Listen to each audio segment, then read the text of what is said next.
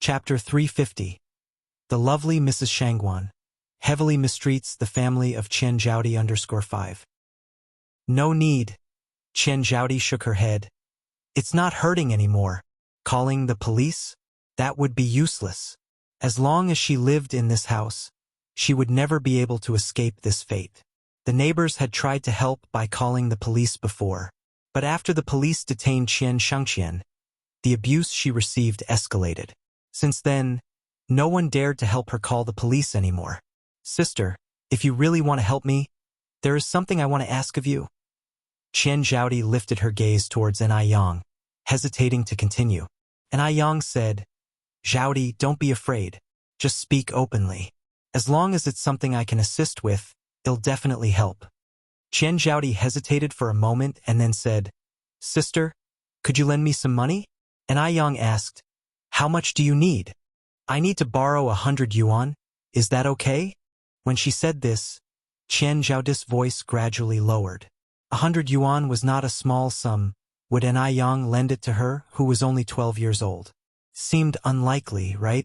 Chen Zhaodi bit her lip.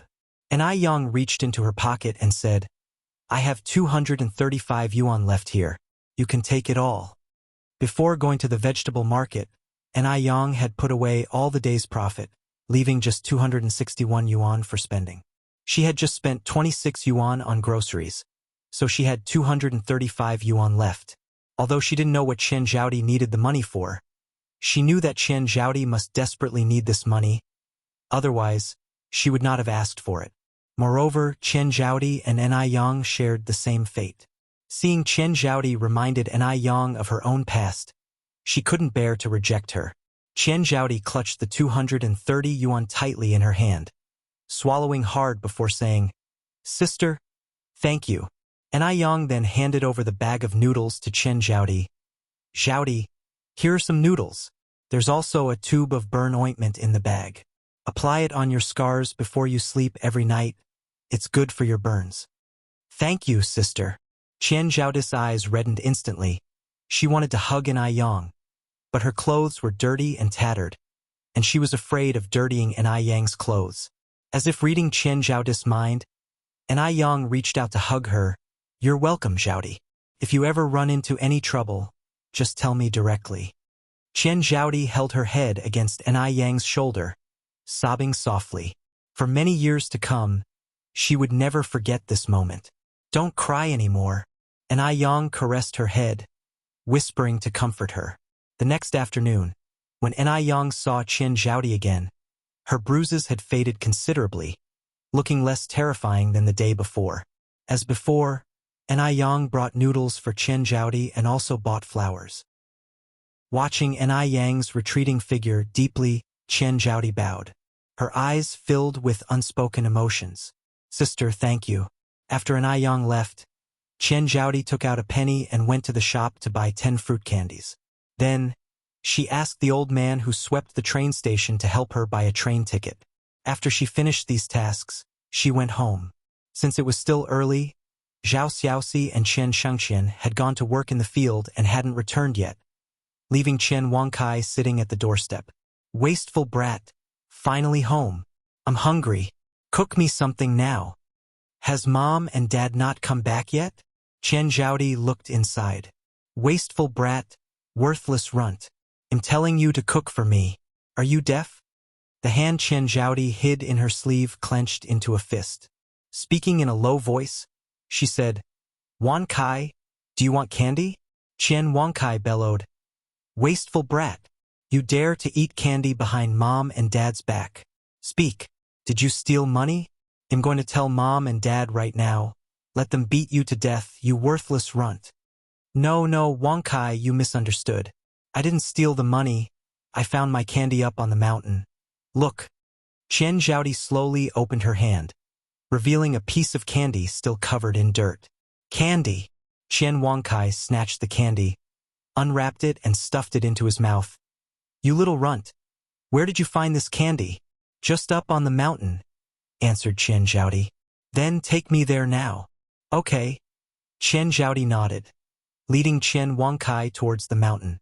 Chen Zhaodi led Chen Wangkai deep into the forest, Pointing to a spot amongst the foliage, she said, "Wang Kai, look, the candy is over there." Fearing that Chen Zhaodi would snatch the candies, Chen Wang Kai immediately dashed over to pick them up.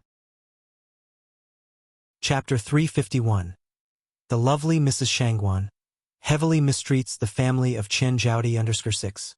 But in the next second, a piercing scream of agony echoed through the air. Ah! Chen Wangkai's foot was caught in a large animal trap. The sharp teeth of the trap bit tightly into Chen Wangkai's ankle, and his cotton pants were instantly soaked with blood. Pain. Extreme pain. The air was filled with a strong stench of blood. Chen Wangkai was in so much pain that he was on the verge of passing out. Crying, he yelled out, "Useless bastard! You little jerk! What are you staring at? Hurry up and help me!" Chen Zhaodi immediately rushed forward, trying to pry open the trap with her hands. "Wang Kai, don't be afraid. Your sister is here to save you." Unfortunately, the trap didn't open, but instead clamped tighter. The pain was unbearable, like being bitten by a tiger. Unable to withstand the intense pain, Chen Wangkai fainted. Before he lost consciousness, he cursed at Chen Zhaodi. "You bitch! How dare you harm me? Mom! Mom! Come save me! Come beat this bitch!" Unfortunately, no one could hear his cries in the thick forest. Chen Zhaodi didn't linger at the place and ran back to the village. "Mom and Dad! It's bad! Wang Kai is missing." When she returned, Chen Shangqian and Zhao Xiaoxi had already noticed that Chen Wangkai was missing and were frantically looking for him everywhere. "I asked you to watch your brother. How could you lose him? What kind of sister are you?" Zhao Xiaoxi slapped Chen Zhaodi across the face. Chen Zhaodi cried out. "Wang Kai said he wanted to go play in the back mountain. I couldn't stop him, so I went with him, but all of a sudden Wang Kai disappeared while we were playing. I don't know what happened." Chen Shangqian grabbed a flashlight and walked out of the house anxiously. "Xiaoxi, let's go find Wang Kai. Once we find him, we'll settle the score with this good-for-nothing girl. If something happens to Wang Kai today, they'll skin you alive." The couple left the house, cursing and swearing. Not long after, a huge fire broke out in a small farmhouse, consuming everything inside. The flickering flames lit up Chen Zhaodi's dirt-streaked face, and a hint of a smile appeared on corner of her mouth. She finally took the step. Before leaving, Chen Zhaodi went to the door of Granny Gu's house next door and gave a sincere kowtow. These years, Granny Gu had taken care of her time and time again. Without her, she might have died long ago. Just then, the tightly closed door suddenly opened. "Granny Gu!" Chen Zhaodi looked up at Granny Gu, surprised. Granny Gu shoved a bundle into Chen Zhaodi's arms. "Child, don't say anything. Go quickly." "Granny Gu," Chen Zhaodi choked out. "Goodbye." Chen Zhaodi's frail figure disappeared into the dimness of the night. Granny Gu watched her leave and sighed slowly. It's better that she's gone, because if Chen Zhaodi continued to stay in this family, she would eventually face certain death. By the time Zhao Xiaoxi and Chen Shangqian brought the unconscious Chen Wangkai back from the mountain, the fire was completely out of control, and the beams of the house had collapsed. "Oh my God! What happened? Help! Somebody help put out the fire."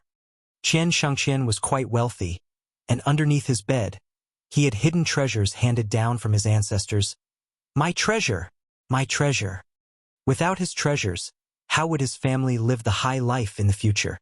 When the couple shouted out in panic, it drew quite a few villagers to come and watch the excitement. But they were there just to watch. In the village, Chen Shangqian and Zhao Xiaoxi were notorious for their domineering, cunning, and evil behavior, frequently abusing their daughter. So when they came to such a state, everyone was almost clapping in joy. What goes around comes around. This is their retribution. Right you are. I beg you, please help us put out the fire. I will pay you a lot. At this point, Zhao Xiaoxi didn't care about her son's injuries anymore. She knelt on the ground, pleading with everyone. Even if you give us a lot of money, we can't act against our conscience. Yes, 3 feet above our heads, there are divine beings watching. If we help put out the fire, won't that just be helping a tyrant? When you two are doing evil things in the village and abusing Zhaodi, didn't you ever think about this day? You deserve it. Please. Zhao Xiaoxi knelt till his forehead was bloody, but no one was willing to reach out a helping hand. Relying on others will not help. Qian Shengqian bravely dashed into the blazing inferno to retrieve his treasure. Wang Kai's father! Zhao Xiaoxi screamed in horror, watching as the raging fire engulfed Qian Shengqian. Then there is such a question from the crowd. Where is Zhaodi? My goodness! The child isn't still in the fire, is she? Zhaodi is such a pitiful child. Once this realization seeped in, the onlookers promptly began to extinguish the flames. But it was too late, because the fire was way too massive. However, they managed to drag Qian Shengqian out of the burning area. But by then, it was too late. Qian Shengqian was so charred that he was unrecognizable. He was barely alive, but bedridden for the rest of his life. Qian Wangkai, on the other hand, had to have his limb amputated because his wounds were not properly cared for in time and thus had become infected. As for Qian Zhaodi, everyone speculated whether she had been reduced to ashes in the fire. Everything was lost. No more people, no more money. Zhao Xiaoxi sat on the cold ground, crying uncontrollably, and finally, unable to cope with this blow, he turned mad overnight.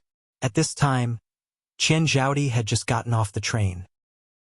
Watching the rising red sun, her eyes brimmed with endless hope. A new life. It had begun. She would tread along the pathway leading towards her future, slowly but steadily.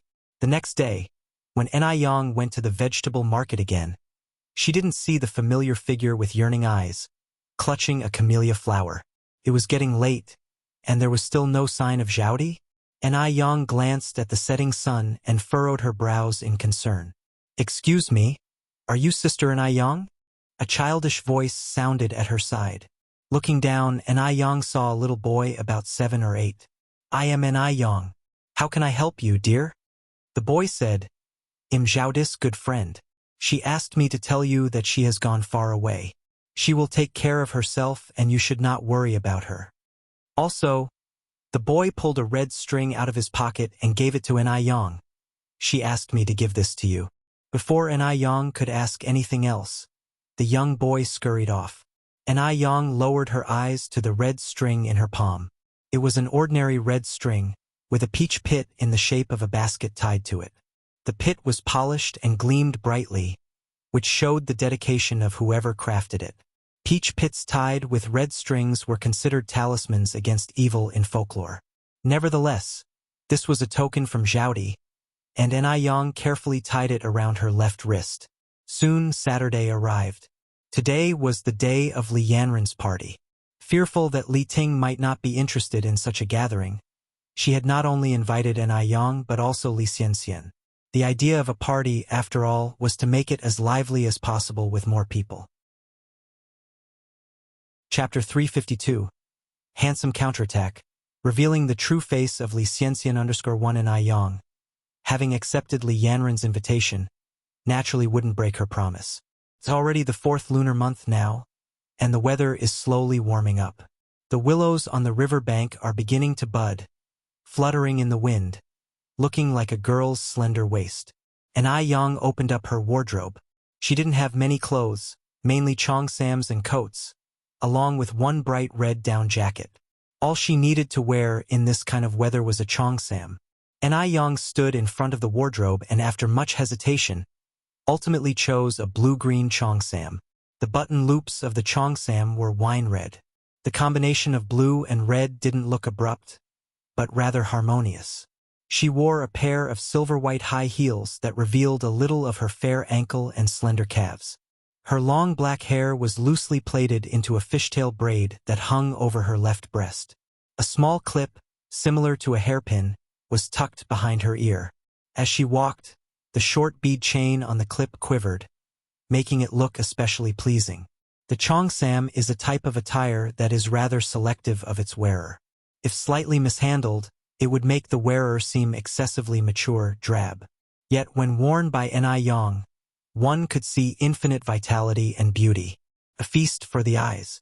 She was like an orchid blooming alone in a valley, capable of becoming a beautiful landscape wherever she went. Just as An Young finished changing her clothes, An Hua's voice came from the courtyard. Yang, are you ready? Yen Ran is here. I'm ready. An Young walked out of the room. Ah, Yang, you look so beautiful. Even though this wasn't the first time seeing An Young dressed in a cheongsam, each time, An Young always impressed, radiating a unique beauty in each cheongsam she wore. Thank you, An Young said with a smile. You're very beautiful too. I mean it. You're really beautiful. Li Yanran went over and held onto An Yang's wrist. Oh, how wonderful it would be if beautiful An Yang could become her sister-in-law and save the gene pool of the Li family. Li Yanran mused happily. The two greeted An Hua, then left the An family home. Due to the poor roads in the village, Li Yanran's car could only be parked at the entrance of the village. The two walked to the village entrance. Li Yanran opened the door of the passenger side. Yang, you sit next to me. An Yang was somewhat surprised. Yanran, you drove here yourself? In the 80s, it was rare for women to drive. But then again, Li Yanran was from a wealthy family, so her being able to drive wasn't a rarity. Li Yanran nodded. Yes, I drove here myself. An Yang leaned in and slid into the car. The car that Li Yanran was driving was a well-known domestic brand, with all-leather seats and even a radio installed inside. At that moment, the radio was broadcasting a famous martial arts novel. Not only could the radio broadcast novels, but it could also play music. Li Yanran turned to An Yang, would you like to listen to some music? Sure. An Yang nodded. Li Yanran flipped the switch, and a familiar song instantly began to play from the radio. It seems as if I've seen it in a dream, waves appear in my heart, casting aside worldly worries and grievances. This song, The Iron-Blooded Loyal Heart, was the theme song for The Legend of the Condor Heroes, starring Huang Rihua and Wang Meiling. The Legend of the Condor Heroes first aired in 1983, and in the years that followed, it became an unforgettable memory for an entire generation and an unparalleled classic on screen. This was too familiar a song, and it made An Yang hum along subconsciously. Her voice was clear and melodious, possessing an indescribable charm when humming Cantonese songs. Li Yanran exclaimed in surprise, Yang, you can actually sing The Iron-Blooded Loyal Heart. The Iron-Blooded Loyal Heart was in Cantonese, which Li Yanran had wanted to learn for some time. Cantonese was rather difficult, and she hadn't yet mastered it. An Yang smiled. I can sing a bit, Li Yanran said enviously. Yang, you're too amazing. An Yang replied, if you want to learn it, I can share a little trick with you. Yes, tell me. An Yang went on. Initially, you don't need to focus on nailing every single word and sound. Just try to incorporate a bit of Cantonese flavor into your native Mandarin. Then listen more, sing more. If all else fails, you can remember the phonetic equivalents of the lyrics. Upon hearing this, Li Yanran's eyes lit up. Right, why didn't I think of that? I can remember the homophonic phrases. Yang, you're too smart. Chapter 353, Handsome Counterattack, revealing the true face of Li Xianxian_2. An Yang bashfully rubbed her nose and modestly said, Just so. The Li family's residence was located right in the heart of the city. Traffic in Beijing at this time was still convenient with no traffic jams, so they quickly reached the Li family's villa. Yang, we're here. All right. An Yang opened the car door and got out. Li Yanran led An Yang inside. The Li's house was decorated in a Western style, with plenty of modern touches seen throughout. The gathering was held in the back garden. By the time Li Yanran and An Yang arrived, the back garden was already filled with many people, men and women alike, laughing and chatting merrily. Li Yanran led An Yang straight to Li Tingji. Brother, let me introduce you to Yang, my best friend. Yang, this is my brother. Miss Li, you already know Yang, so there's no need for me to introduce you. Miss and I, nice to meet you. A light of astonishment flashed in Li Tingzi's eyes as he extended his hand to An Yang. "Mr. Li, nice to meet you." An Yang reached out and shook his hand. As they shook hands, a small red string slipped from her sleeve. The dazzling red color was like a winter plum blossoming amidst the pure white snow, perfectly complementing her fastening buttons. It was extremely eye-catching. What a stunning woman. However, no matter how beautiful An Yang was, he wouldn't be changing his affections, since the person he loved the most was Li Xianxian. Li Xianxian was a very talented woman, while An Yang, despite her beauty, seemed like nothing more than an attractive airhead. How could she compare to the talented Li Xianxian? Li Tingji did not take fancy over beautiful women who were empty inside. Maintaining a proper smile on her face, Li Xianxian greeted An Yang. "Yang, Sister Xianxian, what a coincidence." An Yang also smiled.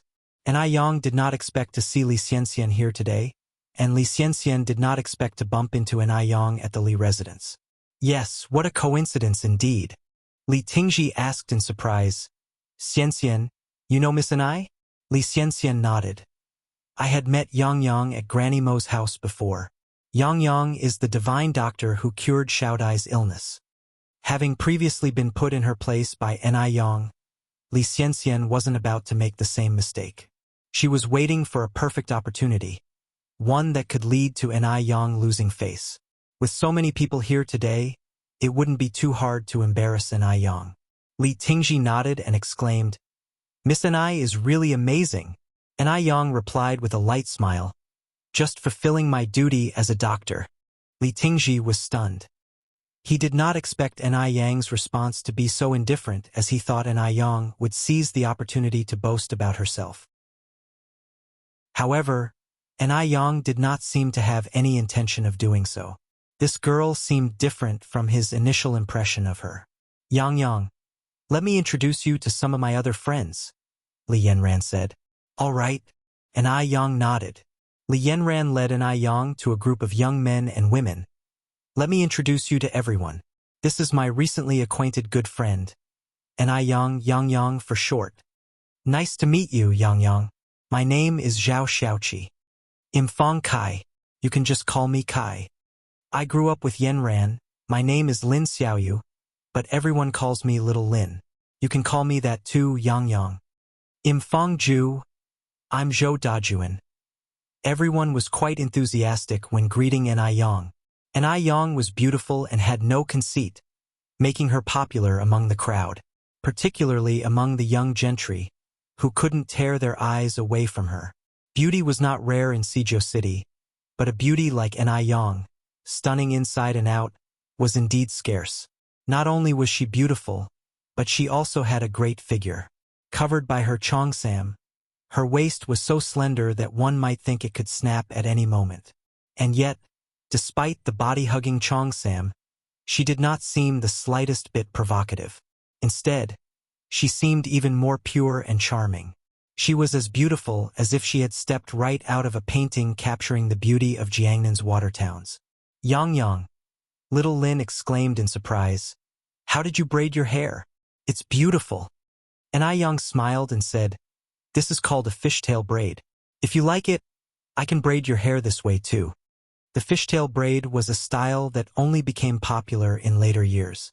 In this era, people had yet to discover this kind of braiding, so everyone found it very novel when they saw An Yang sporting one.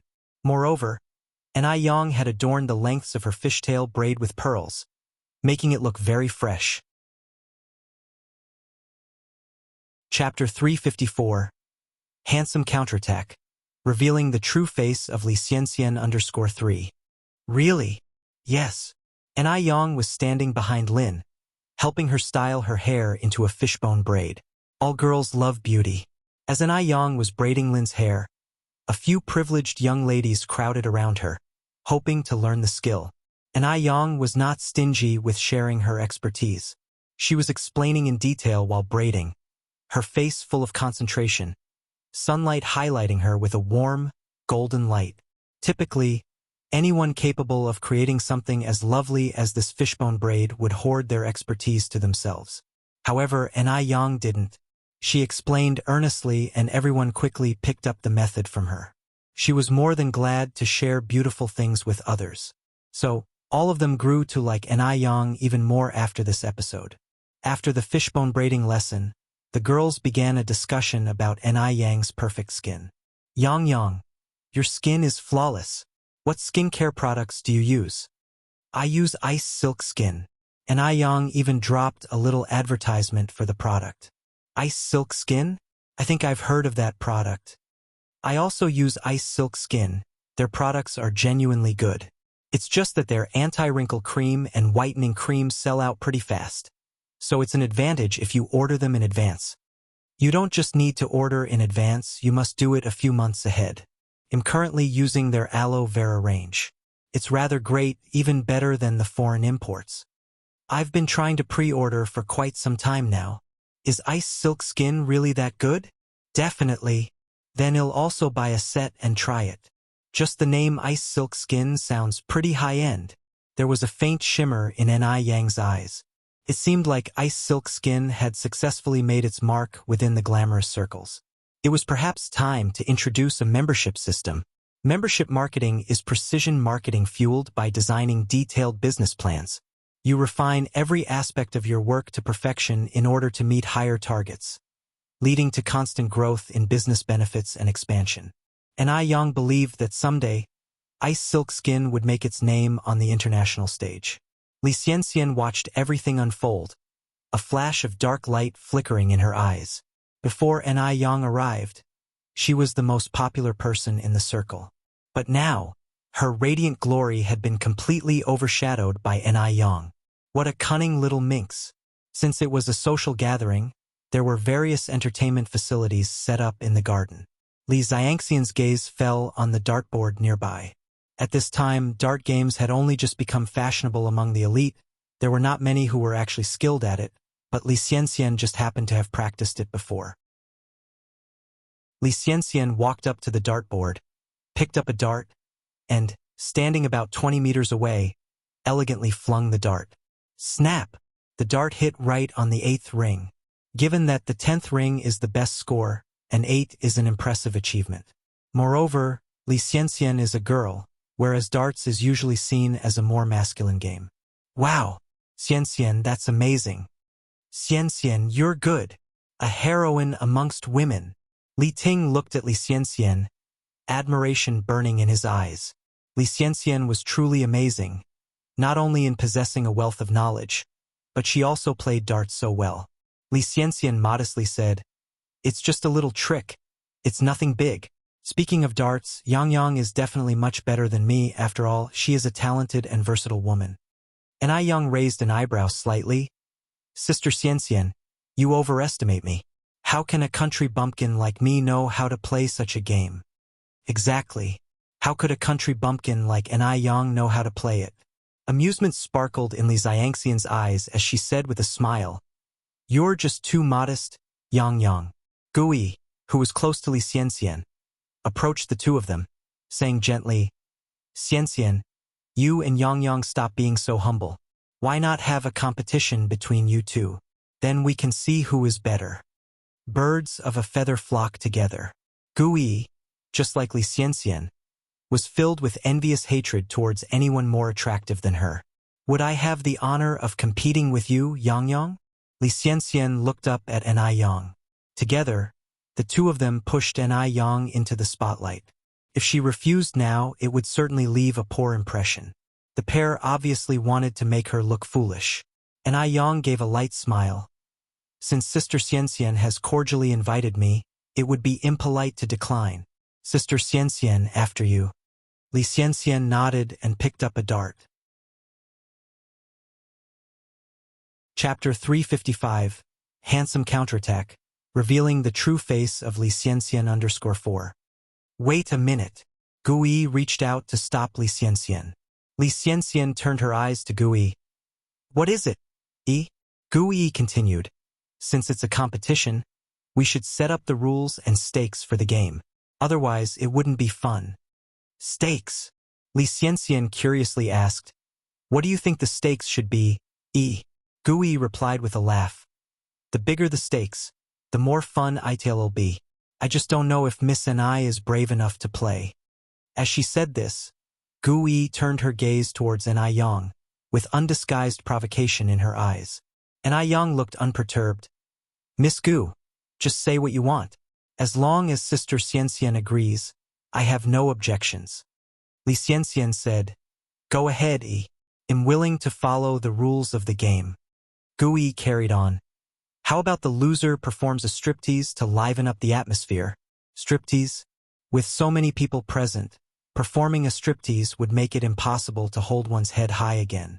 Such a dare was like grinding the opponent's dignity on the floor. Interesting. Ni Yang's lips slightly curved up. Gui, Li Yanran said with a slight frown, stepping forward. It's just a darts game. Do we really need such outrageous stakes? Li Yanran was a little worried for Ni Yang. After all, not many people know how to play darts at this time, and Li Xianxian is a master. She didn't want Ni Yang to be at a disadvantage.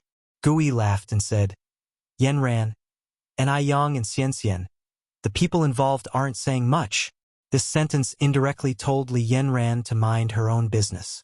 Just as Li Yanran was about to retort, she was gently pulled by Ni Yang, who signaled her not to worry.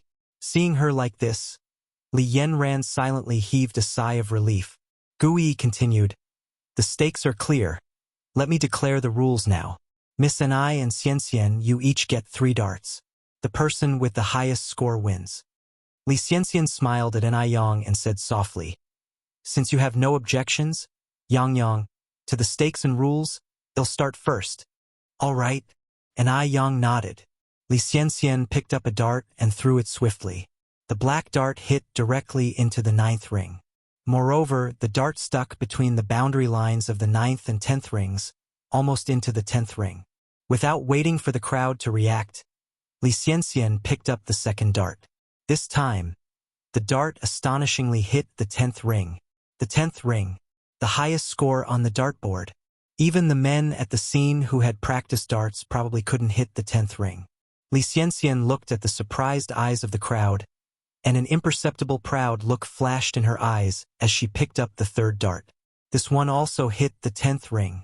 In total, it was 29 points. That was incredible. There was a burst of applause from the crowd. Even some professional players probably couldn't achieve 29 points. No one expected Li Xianxian to have such skills. I'm sorry if I've made a fool of myself, Li Xianxian modestly responded. Xianxian, I really admire you. Gui approached Li Xianxian. Did you underperform with your first dart? Li Xianxian nodded. I haven't played for a long time. My hand's a bit rusty. Someone at the side exclaimed. A rusty throw got the 9th ring, Xianxian. You're the first girl who's made me entirely admire. Li Xianxian smiled and said, It's just a little trick. You're too kind, Zhou. If her rusty throw got the 9th ring, how many rings could Ni Yang get if she gives it her all? At this moment, the more Li Xianxian downplays her skills, the more it underscores Ni Yang's incompetence. Striptease, huh? The very thought of it felt exhilarating. Miss Ni, what kind of striptease do you plan to present to everyone? Gui looked at Ni Yang rhetorically. Ni Yang kept a calm face. The game has not been decided yet. What are you so worried about, Miss Gu? I'm not worried, Gui responded with a ridiculing look. As long as Miss Ni doesn't play dirty when the time comes and accept her loss. Ni Yang flashed a charming smile. Honesty is the way of heaven. A gentleman keeps his word. She spoke with such dignity. Even Li Ting looked at Ni Yang at this moment. It seems that Ni Yang is not the incompetent beauty as he imagined. She has some cultural foundation, just not as talented as Li Xianxian. Gui laughed and said, I feel reassured with Miss N's words. Whoever goes back on their word after the game is a contemptible person who loses face. Chapter 356, Handsome Counterattack, revealing the true face of Li Xianxian _5. Naturally, Ni Yang nodded. No one present thought Ni Yang would win.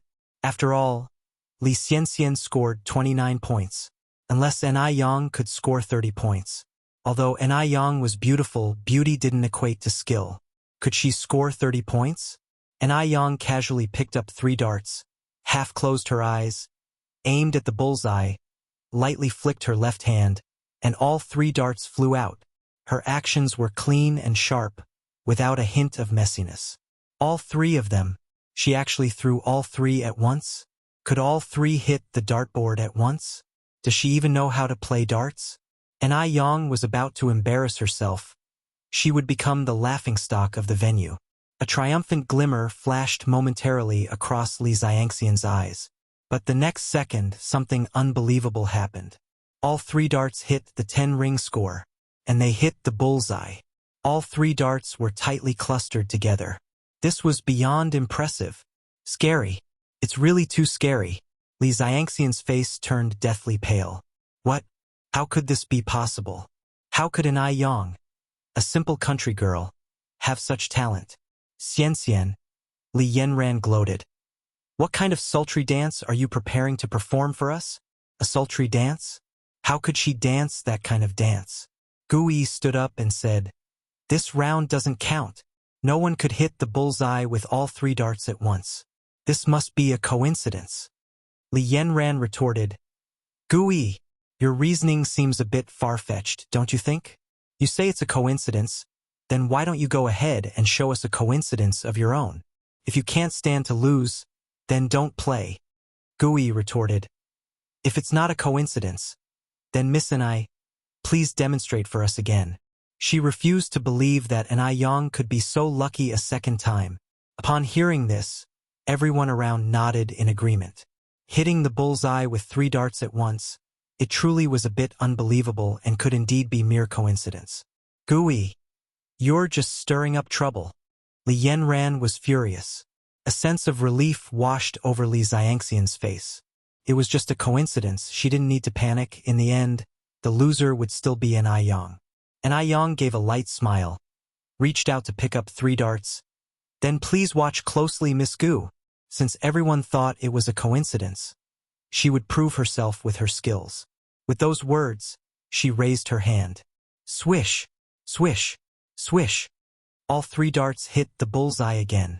Everyone fell completely silent. The area was absolutely quiet. Nobody said a word. And Ai Yang continued, If Miss Gu still thinks it's a coincidence, then how about this? After she spoke, an Ai Yang threw another 3 darts. And this time, she threw them with her back facing the dartboard. Her pose was scarily cool. What was even scarier was that all 3 darts still hit the bullseye. Even Li Ting, standing beside her, was dumbfounded. He thought that Li Xianxian was the most impressive girl he had ever met, but he never ever thought that, in this world, there was someone who could beat Li Xianxian. Yang, you're so good.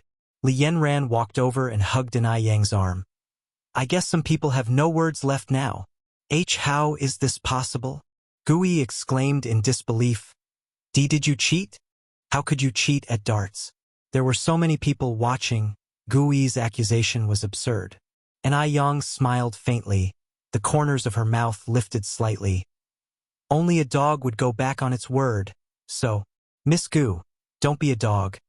Her tone was gentle but resolute, effectively reprimanding both Gui and Li Xianxian without a single swear word. Xianxian, it's time for you to keep your end of the bet. Li Yanran turned to look at Li Xianxian. Li Xiangxian's face was ghostly pale. What was she supposed to do? How could she dance in such a humiliating way? If she danced, she would completely lose face. Tingji? Li Xianxian looked up at Li Ting, her eyes full of mist. Anyone who saw her in such a pitiful state would instantly feel sympathetic. Seeing her like that, Li Ting felt as if his heart was being squeezed. He could barely breathe from heartache. Although Li Xianxian had lost, she wasn't the one at fault. The one in the wrong was Gui. Gui should never have suggested such an outrageous bet. Xianxian, don't worry. Li Ting whispered comforting words to Li Xianxian. Then he turned to Li Yanran. Yanran, you're not young anymore. How could you join in the foolish clamor? Chapter 357. Handsome Counterattack. Revealing the true face of Li Xianxian _6. Li Yanran said, am not stirring up trouble for no reason. This is a bet. Since Xianxian agreed to it, she should fulfill it as promised. Li Xianxian lowered her head, her hands tightly clutching the corners of her dress, embarrassed in a way she hadn't been since that incident with the Mo family. Everyone's gazes cut into her like knives. Every look was like a torture. And Ai Yang, that horrible Ai Yang, was to blame for all of this. It looks like this malicious woman couldn't be allowed to stay. As long as this woman was around, she couldn't get her head up high. Yan Ren, enough of your antics. Li Tingzi's voice suddenly turned stern. And Ai Yang laughed and spoke.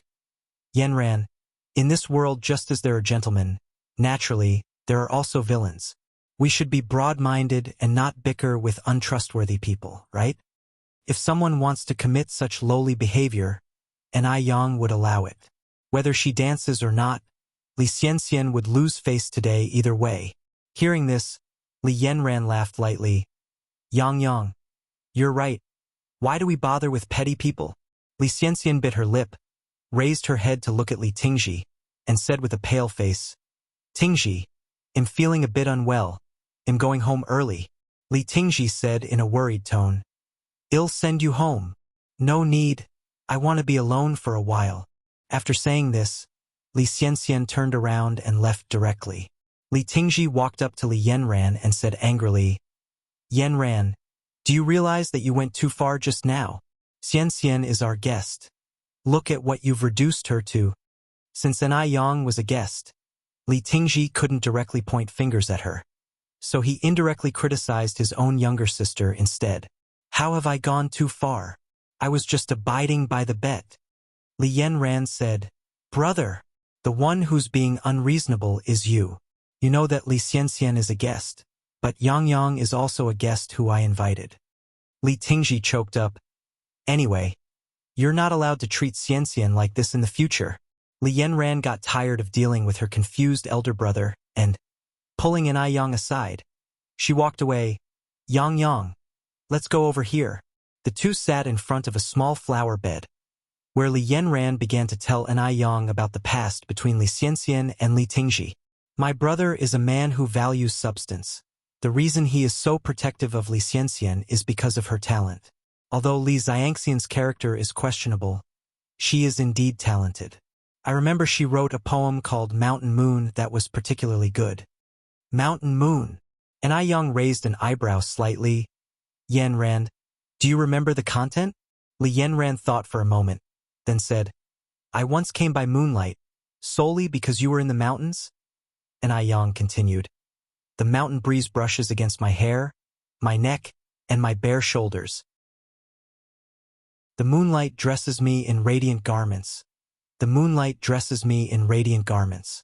Just as Li Tingji happened to be passing by, he was surprised. Miss Ai, you also appreciate Xianxian's poetry. Li Yanran looked at Ai Yang in shock as well. Ai Yang laughed and said, Li Xianxian's poem? When did this poem become Li Xianxian's? If I remember correctly, this is clearly Shi Murong's poem. In Ai Yang's previous life, she clearly remembered Shi Murong's existence, and that Shi Murong had been famous all over China in 81, but in this life there was no news about Shi Murong at all. It is unclear whether this is due to the butterfly effect brought about by reincarnation. However, it was disgusting that Li Xianxian blatantly claimed others' work for her own. Nonsense! Li Tingzi's face changed. Miss Ai, even if you have an issue with Xianxian, there's no need for you to insult her like this. Do you know how important a reputation is to a girl?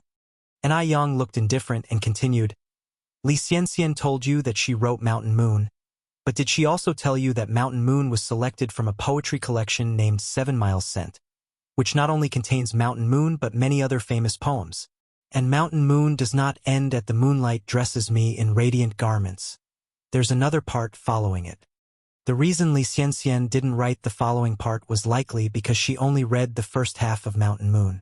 Always ready to fan the flames, Li Yanran asked, Yang, what's the latter part about? Ai Yang continued, new greenery appears in the forest, just like my youthful appearance. Youth is transparent like strong liquor, drinkable, able to be drained, able to part ways, but eventually, How many things we two have exchanged as the stars shifted.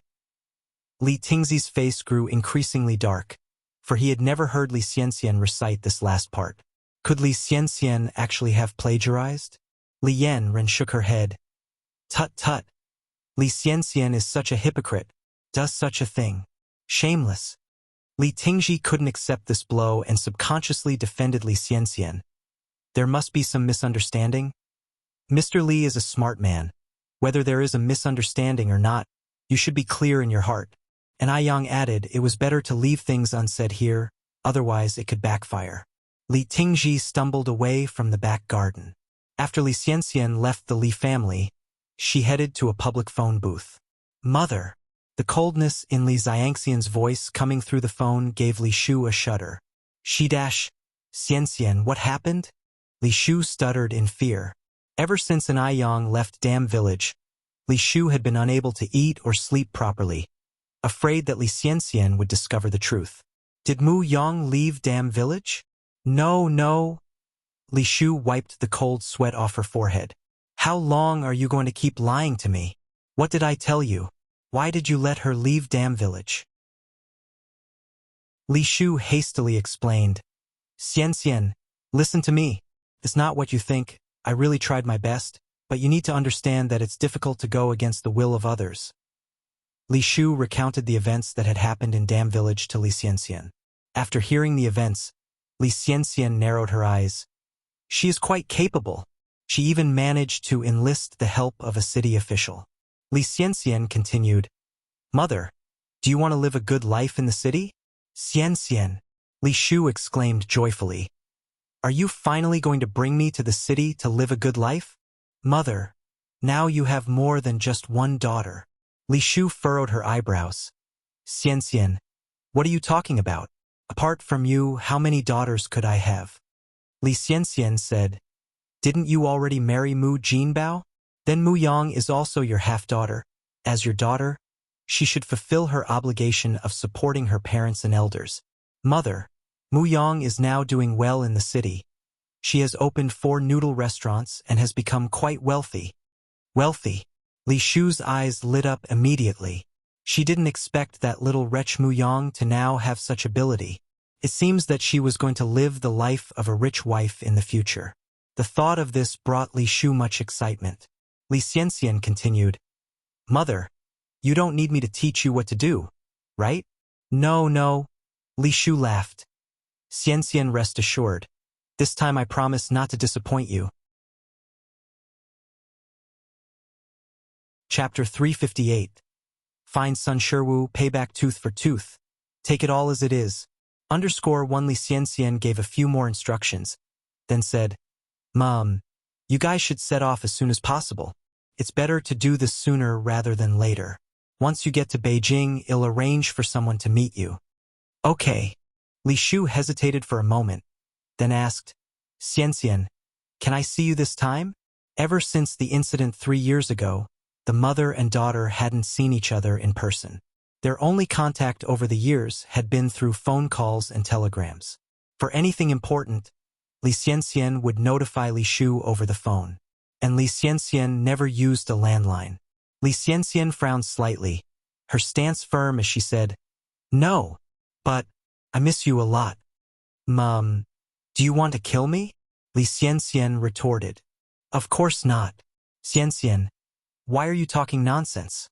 Li Xianxian continued. Since you don't want to kill me, don't ever mention this again. Li Shu sighed. Xianxian, we can't never meet for the rest of our lives, can we? Li Xianxian replied. When it's time to meet, we'll meet. Mom, your most important task now is to get to Beijing as soon as possible. All right, I understand. You take care of yourself in Beijing. After hanging up the phone, Li Shu returned to the Mu family. The Mu family house was the same as before, 3 very low mud huts. The 2 weather-beaten gates were filled with a sense of vicissitudes, as if they could be broken by a gust of wind. The thought of leaving this rundown place and living the good life in the city filled Li Shu with elation. Old Lady Mu was in the courtyard, doting on her grandson. My precious little darling, would you give Grandma a smile? The nearly 7-month-old baby was chubby, with bubbles of snot on his face. His neck and wrists were piled with fat folds, but his eyes lacked the brightness that a child his age should have, appearing hollow and listless. But nobody in the Mu family noticed this abnormality, treating him as their apple of their eye. After all, he was the Mu family's only grandson. "Mom, I have great news." Li Shu entered the courtyard from outside. "What's the big news?" Old Lady Mu looked up at Li Shu. "Mom," Li Shu continued, "our Yang is doing exceptionally well now." Old Lady Mu snorted coldly. What great achievements could that ungrateful wretch possibly have? She was just a burden, not even worth half of her golden grandson. Li Shu laughed and said, "I heard from my relatives in the city that Yang is now running 4 shops there, and business is booming. She's now a 10,000 yuan household. Isn't that great news?" 10,000 yuan household. In this era, being a 10,000 yuan household was a very big deal. Often you couldn't find one in 10 villages. Upon hearing this, Old Lady Mu asked in surprise, "That wretch is really a 10,000 yuan household now?" "Indeed," responded Li Shu. "My relative saw it with his own eyes. Are you telling me he would lie to me?" "Mom, our Mu family has finally produced a capable person. It's just a shame that Cui Hua has already divorced Jin Bao. Otherwise, you and Jin Bao could have enjoyed her success too." At the end of her words, Li Shu sighed deeply. Old Lady Mu squinted her eyes. "Divorced? Even if she's divorced, she's still part of our Mu family. Where is that wretched girl now?" Yang is in Beijing now," Li Shu answered. Old Lady Mu then said, "Ah Shu, go pack your things. We're going to Beijing tonight." Now that Ni Yang is a 10,000 yuan household, of course they have to go to Beijing immediately. After all, Ni Yang's money is the Mu family's money. If they don't go quickly, what if Ni Cui Hua hooks up with some rogue and gives all the money to him? The Mu family's money should be under her control. Can't be stolen by some rogue. "Mom," Li Shu hesitated, then said, "There's something else I'd like to tell you, but you'll need to prepare yourself." "Tell me." Li Shu continued, "My relative told me that Yang has changed her surname. She now uses her mother's surname. Do you think she'll still recognize us if we go to Beijing now? A name change? How dare that wretch change her surname?" Old Lady Mu angrily stood up, her eyes glaring. That ungrateful little wretch has really gone too far. She was born a Mu, and even in death shall be a Mu. Just wait. When I get to Beijing, it'll make her change her surname back. I'm her grandmother. You're her mother. Yaozong is her blood brother. She doesn't get to decide whether to acknowledge us or not. Chapter 359. Find Sun Sherwu. An eye for an eye. Take it all as listed. _2. Ni Yang is nothing but part of the Mu family. What right does she have to deny us? As for this, the old Madame Mu didn't worry at all. Li Shu pretended to sigh. "But I am still a little worried." Mrs. Mu followed with, "Don't worry. I am her grandmother. She is not obliged to disobey me." Li Shu nodded. "Then I'll go pack now." Go ahead. I will go to call Jin Bao back." Mu Jin Bao was working in the fields. When he heard about this, he was overjoyed. He was so excited that he didn't even know his last name anymore. He had never dreamed that he could become a man of tens of thousands in his lifetime. Didn't expect this little wretch to be so capable. Old Madame Mu huffed. "What skill does a loss-making wench have? It's all because our old Mu family's ancestral grave is well located and can emit green smoke. Otherwise, the loss-making girl probably would have starved to death outside. Now, she doesn't know how to be thankful. And she even dared to change her surname. This time, I must give her a good lesson. Otherwise, this little wretch might even move heaven and earth." Mu Jinbao agreed. "Mom, you are right. She needs to be disciplined." Li Shu said, "Mom, how should we split those 4 shops? I heard from my relatives that the shops have a good business and can make several thousand yuan a day." "Several thousand a day?" Upon hearing this, lustful lights appeared in the eyes of both Mu Jinbao and Mrs. Mu. Let me think about it, said old Madame Mu, squinting her eyes, calculating. Let's divide it this way. Yaozong will get 2, I'll get 1, and you 2 will get 1. However, Yaozong is still young and his shop will be managed by me for now. Old Mrs. Mu was a cunning woman herself. After all, Li Shu was an outsider. Mu Jinbao was a simple-minded, honest man. Naturally, too much couldn't be given to Li Shu. What if Li Shu took the money earned from the shop and secretly nourished another man outside? All the money in their family belonged to Mu Yaozong. Okay, I have no objections. Although Lady Mu only gave her 1 shop. But sooner or later, those other 3 shops will also be hers. After all, Mu Yaozong was born from her womb. It's her womb which is creditworthy. Seeing that Li Shu had no objections, Mrs. Mu nodded in satisfaction. What the Mu family needed was such an obedient, good daughter-in-law who could carry on the family line. Mom, there is something I don't know whether I should say or not. Li Shu hesitated to speak. Shu, you speak, Li Shu continued. I think we should find a suitor for Yang Yang during our trip and marry her off early, so that she won't covet our family's money. After all, our Mu family's money shouldn't fall into the hands of outsiders. Li Shu had already made arrangements with Li Xianxian. While introducing suitors to Ni Yang, she would directly sell Ni Yang to human traffickers, to let her have no place to be buried. All the better to get her out of Li Xianxian's way. Mrs. Mu nodded. Shu, what you said makes sense. Li Shu expressed her concern. It makes sense indeed, but what if Yang Yang refuses? Didn't my distant relative get scared off by her last time? Mrs. Mu shouted angrily. If that little wench dare to refuse, well, just lock her up, not giving her any food until she agrees. The old ginger is always spicier. She didn't believe that little wench Ni Yang could be tougher than her. Then what about Sister Tsuehua? Li Shu continued. Ni Tsuehua? Mrs. Mu said with a disgusted face. She is just a Shu that nobody wants. She doesn't deserve to live in our Mu family. Once we arrive at Beijing, I will let her roll as far as possible. Mom, is it a bit too harsh for us to do this to Sister Tsuehua? Li Shu said. After all, Yang Yang is her daughter no matter what. Mrs. Mu said. Mu Yang is our Mu family's seed. What does she have to do with that cheap bitch? If it hadn't been for that worthless woman who can't have sons, maybe our Mu family would be prosperous by now. That bitch Mu Yang secretly lives a good life outside while making our whole family living in the country suffer hardships. Shu, you are just too kind to speak for them. Old Mrs. Mu had made her decision. This time, after they arrived in Beijing, she would definitely make Ni Yang understand that as a grandmother she wasn't to be trifled with. Chapter 360. Find Sun Sherwu. An eye for an eye. Take it all as per the list. _3.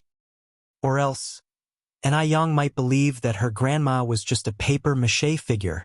Mrs. Mu, whenever she thinks of Ni Tsuehua and her daughter using Mu family's money to live freely and comfortably, was getting so mad that her liver hurt.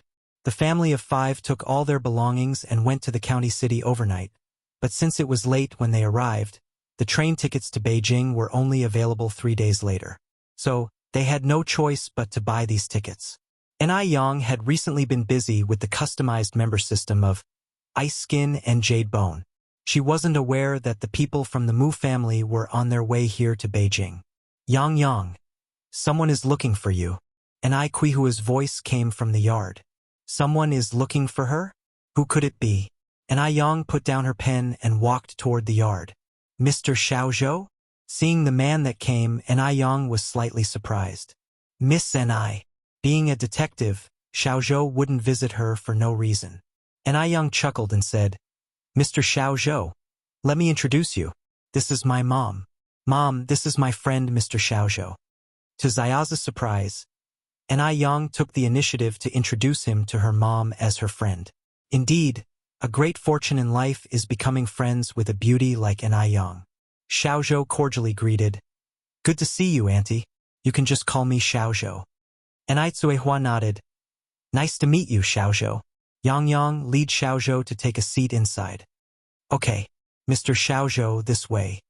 Xiaozhou followed Ni Yang to the living room. Take a seat, Mr. Xiaozhou. They'll make some tea. Xiaozhou somewhat embarrassedly replied, Miss Ni, you don't have to be so polite.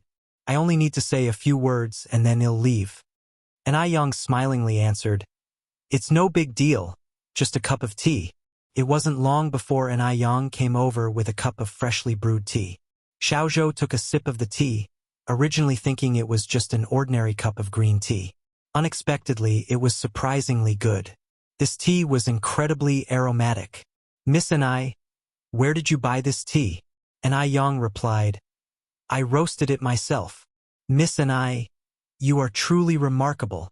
Xiaozhou put down his teacup, then added, By the way, Miss Ni, the reason for my visit is to discuss something with you. Although it was not a significant matter, Xiaozhou believed it would indeed be of considerable importance to Ni Yang. Please go ahead, Mr. Xiaozhou.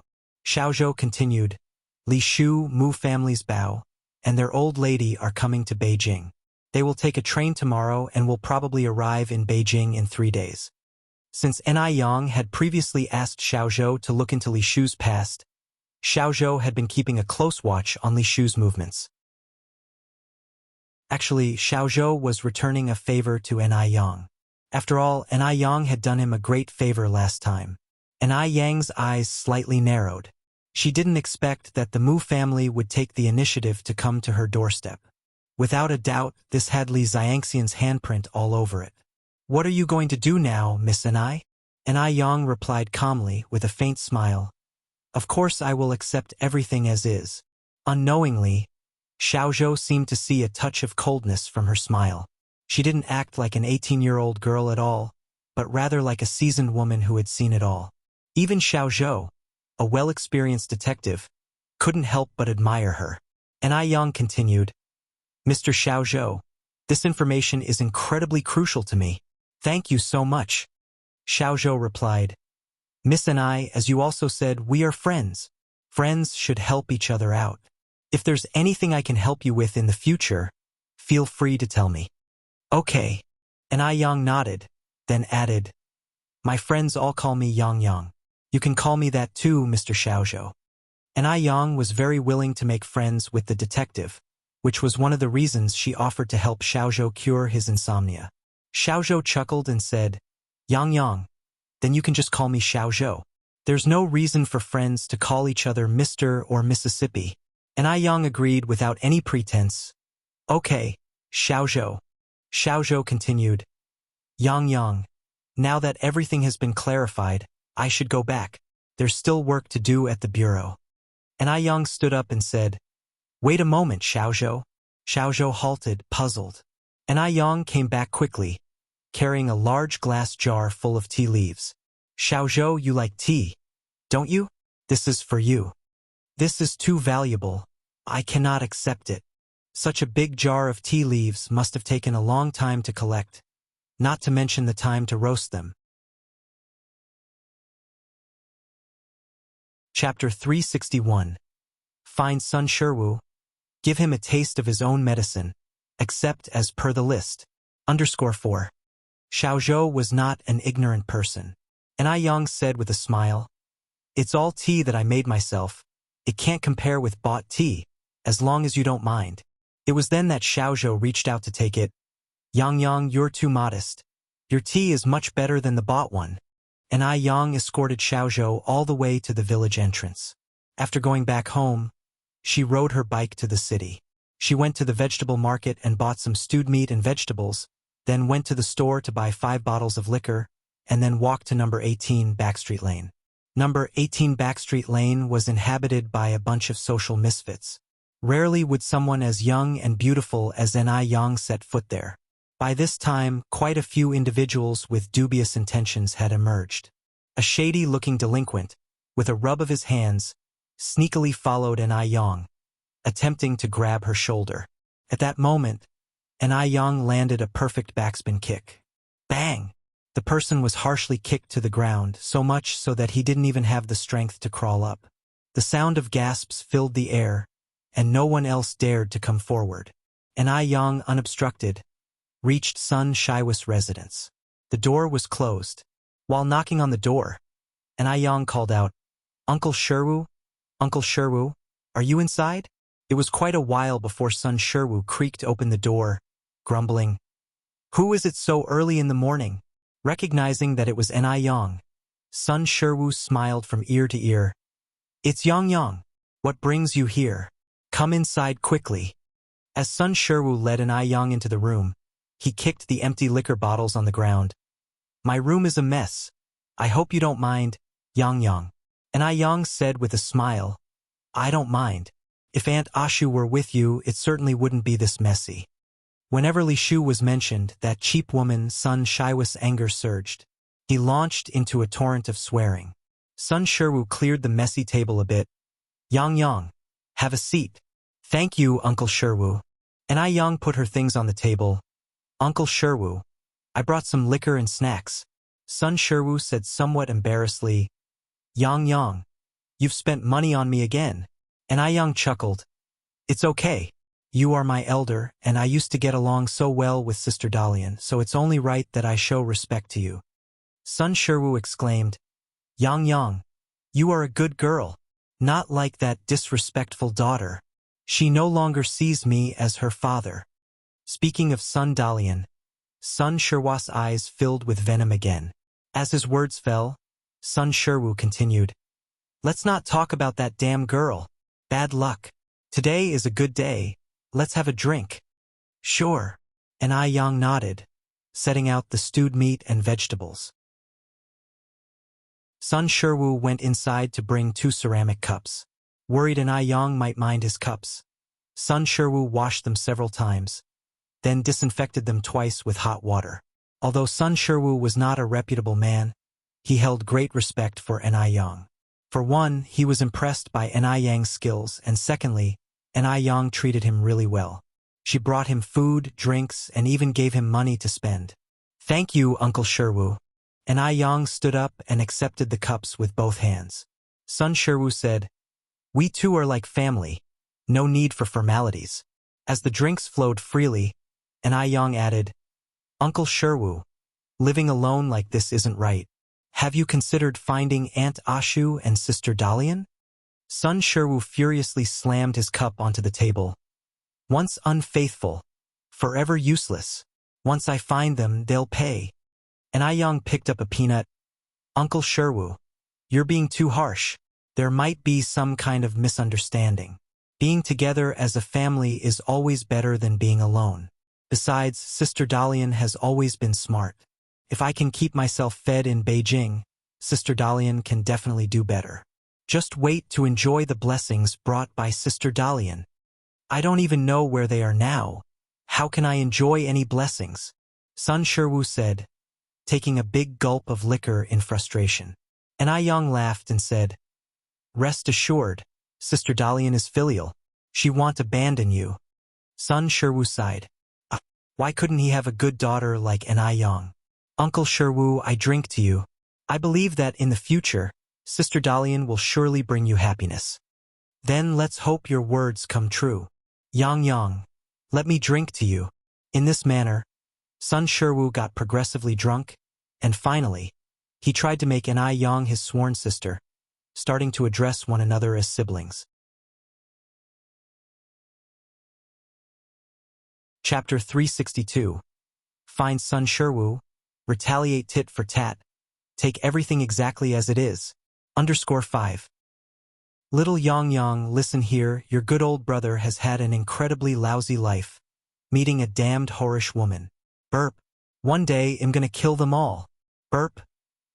Since they aren't letting me be, then I won't let them be either. Burp. Crash. The drink's glass falls to the ground, and Sun Sherwu collapses on the table, unconscious. "Uncle Sher." And Yang spoke softly. Only Sun Shiwa's snoring was heard in response. "Uncle Sher." And Yang gently pushed Sun Sherwu. "Drink, I can still drink." Sun Sherwu slurred. And Yang slightly raised her eyebrows, took out a 100 yuan note from her pocket, and placed it on the table, then turned and left. After leaving the back street, Yang made a round of the local noodle restaurant and milk tea shop. The businesses of the milk tea shop and the noodle restaurant were as booming as ever. She absolutely couldn't let Elder Mu and Mu Jinbao influence the business of her noodle restaurant and milk tea shop. Even if it did not cost much money, it still seemed exasperating. And Ai Yang narrowed her eyes. After leaving the noodle restaurant, Ai Yang went to Xiaozi's detective agency. Xiao Zhou was a detective, there's nothing he didn't know unless he didn't want to. About an hour later, Ai Yang left the detective agency. On the other end, Li Shu, Mu Jinbao, and their group had already boarded a train. Perhaps the air inside the train was too stuffy. The moment Mu Yaozong got on the train, he began to cry incessantly. He made so much noise that none of the passengers in the carriage could sleep. Grandmother Mu cradled Mu Yaozong. Her whole demeanor was incredibly affectionate. Grandmother's good grandchild, don't cry. Once we get to Beijing, your grandmother will take you to live in a mansion, eat delicious food and drink spicy things. Let's just endure it for a bit longer. In the face of her golden grandson, Grandmother Mu could not help but present him the best things. Li Shu and Mu Jinbao were in the back seat, discussing how to run the businesses once they reached Beijing. The two even planned what kind of house to buy. After all, the Mu family was rich now, naturally they couldn't live too poorly. Soon the day passed. When Sun Sherwu woke up again, it was already the next morning. When he saw 100 yuan on the table, his sleepy eyes instantly lit up. It was 100 yuan. With these 100 yuan, not only could he drink alcohol, but he could also buy cigarettes. Sun Sherwu quickly grabbed the 100 yuan and went out. He exited the back alley, ready to eat a good meal out. Recently there was a noodle restaurant that seemed to sell very delicious noodles at a not expensive price. Sun Sherwu wanted to try their noodles. Just as he walked to the entrance of the restaurant, he saw a familiar figure. Was this Ai Yang? And all the customers referred to Ai Yang as the boss. So Ai Yang was the boss here? If Ai Yang was the boss here, then she was really stingy. She made so much money every day, yet she only gave him 100. Did she think he was a beggar? Sun Shiwa's eyes flickered. Perhaps he could pull off a big one. Didn't Ai Yang drink with him yesterday? This meant that Ai Yang had lowered her guard against him. Suddenly, Sun Sherwu had a better plan in mind. Sun Sherwu didn't even eat the noodles. He took the money and went to a small illegally operated shop in the back alley and bought a rope, a hallucinogenic drug, a dagger, and a mask. Once the preparations were complete, Sun Sherwu had a good sleep at home, planning to invite Ai Yang for a drink the next morning. Sun Sherwu didn't wake up until the next morning. Meanwhile, Li Shu, Mu Jinbao, and Grandma Mu had just descended the train with the golden child of the Mu family. All of them were visiting the city for the first time. As soon as they got off the train, they were amazed by Beijing's massive buildings. Li Shu exclaimed in surprise, "The city is so big, even larger than our village's cattle farm." Mu Jinbao said, "My God, that small car looks impressive." Grandmother Mu laughingly said, "Our family owns 4 stores now. We are surely making a lot of money. It's not a problem even if we want to buy a car, or even 10. Mother is right," Li Shu said, looking very pleased. Grandmother Mu continued, "Ashu, Beijing is so big. Did your relative tell you where that slut Mu Yang opened our Mu family stores?" Beijing was huge, and as they were all unfamiliar with the area, they feared it would be difficult to find an Ai Yang. Chapter 363. Find Sun Sherwu. Repay in kind. Accept everything is listed. _6. We have no such worries. My relatives will come pick us up soon. Mom, you don't need to rush. Li Xianxian had everything arranged, and now they just had to wait here. That's good, Ashu. You always think ahead. Old Lady Mu nodded with relief. And Ai Yang knew that Li Xianxian must have arranged for someone to pick up Li Shu and the others this morning. So he came early to the train station. From afar, he saw Li Shu and Old Lady Mu standing among the crowd. The child in Old Lady Mu's arms must be Li Shu's son. The child had a dull look in his eyes, obviously not a normal child. And Ai Yang subtly curved his lips, scanning the crowd, and finally noticed 2 figures looking around. Finally, He held up a large wooden sign with the 3 big characters, Mu Jinbao, written on it. What a pity. No one in the Mu family could read. And Young slightly raised his brows, approached the two. Excuse me, comrades, are you here to pick up Mu Jinbao and Li Shu? Yes.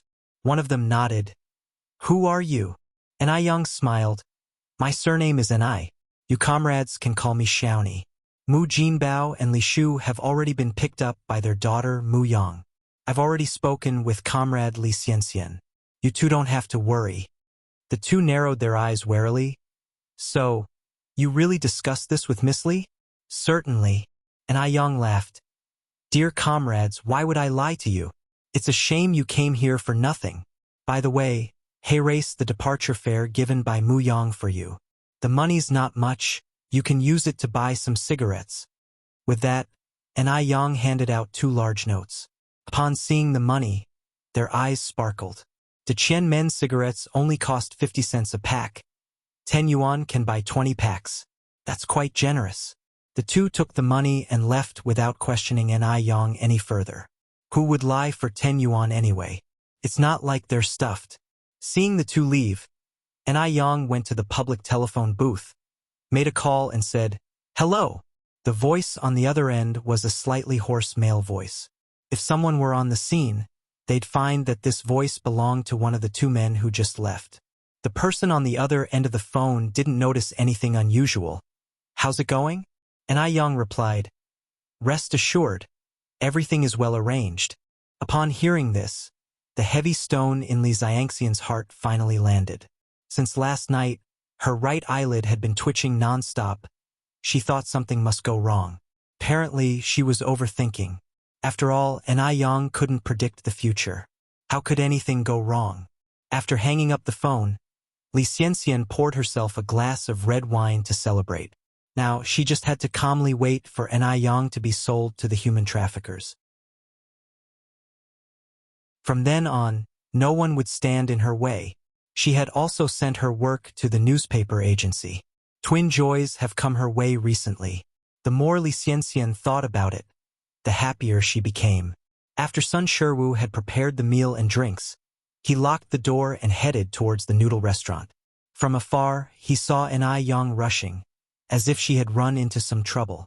Yang, what's wrong? Why are you so flustered? Sun Sherwu acted concerned and approached her. Yang's face looked unpleasant. Uncle 15, it's good that you're here. I have something to tell you. Sun Sherwu said. What is it, Yang? As long as Uncle 15 can get it done. I won't hesitate even if I have to go through fire and water. Yang stuttered, seemingly unable to spit it out.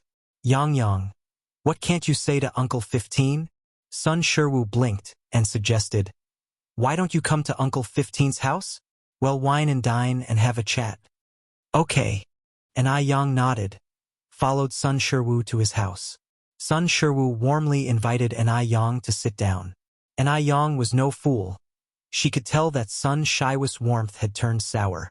Her eyes swept across the room, noticing the ropes in the corner and the dagger hidden under the bed. She understood everything. Like father, like daughter. Both Sun Sherwu and Li Xianxian were ungrateful wolves that could never be tamed. Yang, have a drink. Sun Sherwu poured a cup of wine for Yang. The intense aroma of wine filled the air, mixed with a slight odd smell. Seemingly, there's something wrong with this wine. Thank you, Uncle 15.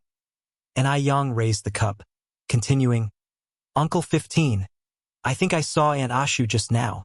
Really? Sun Sherwu was so excited that he even dropped his cup. Where did you see her? Yes. Yang nodded, looking a bit embarrassed. But, Uncle 15, you should prepare yourself, because Aunt Ashu seems to what? Yang, just say it. How should I say this? Yang frowned, appearing at a loss for words. Yang, just say it. Sun Sherwu was getting anxious. Yang let out a sigh and continued. Aunt Ashu has changed a lot. She was with a man, even holding a child in her arms. They were laughing and talking as if they are a family. That wretch, she dares to cuckold me. Sun Shiwa's anger instantly rose to its peak. And Aiyang hastily put down the cup, soothing, "Maybe I saw it wrong, Uncle 15. Don't rush to get angry. People tend to make mistakes when they are impulsive." Yang. Sun Shiwu slammed the table and jumped up, his eyes red with rage. "Tell me where that wretch and her lover are now. Uncle 15, may I ask you a question?" And Aiyang continued, "Speak."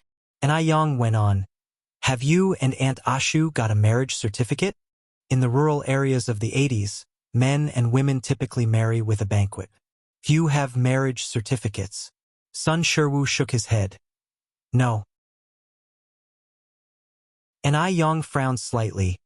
"If there was a marriage certificate, your relationship with Aunt Ashu would be legally protected. If she really messes around, she'd be severely punished by law. If not, it would be hard to deal with.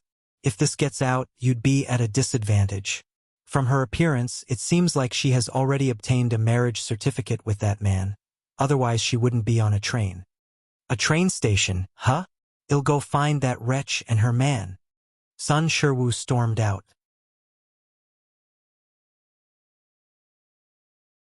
Chapter 364. Sun Shiwa's Revenge. Second update. Answer 1. Uncle 15. And Aiyang caught up with Sun Shiwa's pace. "You need to calm down. Having been cuckolded, how could Sun Shiwu calm down now? I'm going to kill those adulterous bastards right now." And Aiyang tried to dissuade him. "Uncle 15, killing is illegal. You mustn't do anything stupid." Sun Shiwu replied without turning his head. "Worst case, we each die. After 18 years, I'll be a new man again." And Aiyang stood there, watching Sun Shiwa's retreating figure. A faint curve danced at the corner of her lips, her dimples slightly visible. The warm yellow sunlight seemed to drape a mysterious veil over her. Evil grinds itself. Let Sun Shiwu and the despicable people from the Mu family rip each other apart. That's just perfect. Next, she simply needs to watch the dog fight from afar. This show definitely wouldn't disappoint her. Train station. It was already past 10 in the morning. The old lady from the Mu family was waiting anxiously, growing more and more impatient. "Ashu, when will your relatives arrive?" Li Shu was also quite anxious. "Perhaps they have been delayed, mother. Let's wait a bit more." Mu Jinbao suggested. "There's a phone booth across the street. Ashu, why don't you give them a call?" Li Shu wanted to call Li Xianxian, but she didn't have her number. "My relative doesn't have a telephone at home. She always contacts me from a public phone." Mu Jinbao frowned. "What should we do then? We can't just keep waiting." Continuing to wait indeed wasn't a solution. Li Shu thought for a moment, then said, "Why don't we settle down in a guest house for now?" Madame Mu slightly frowned.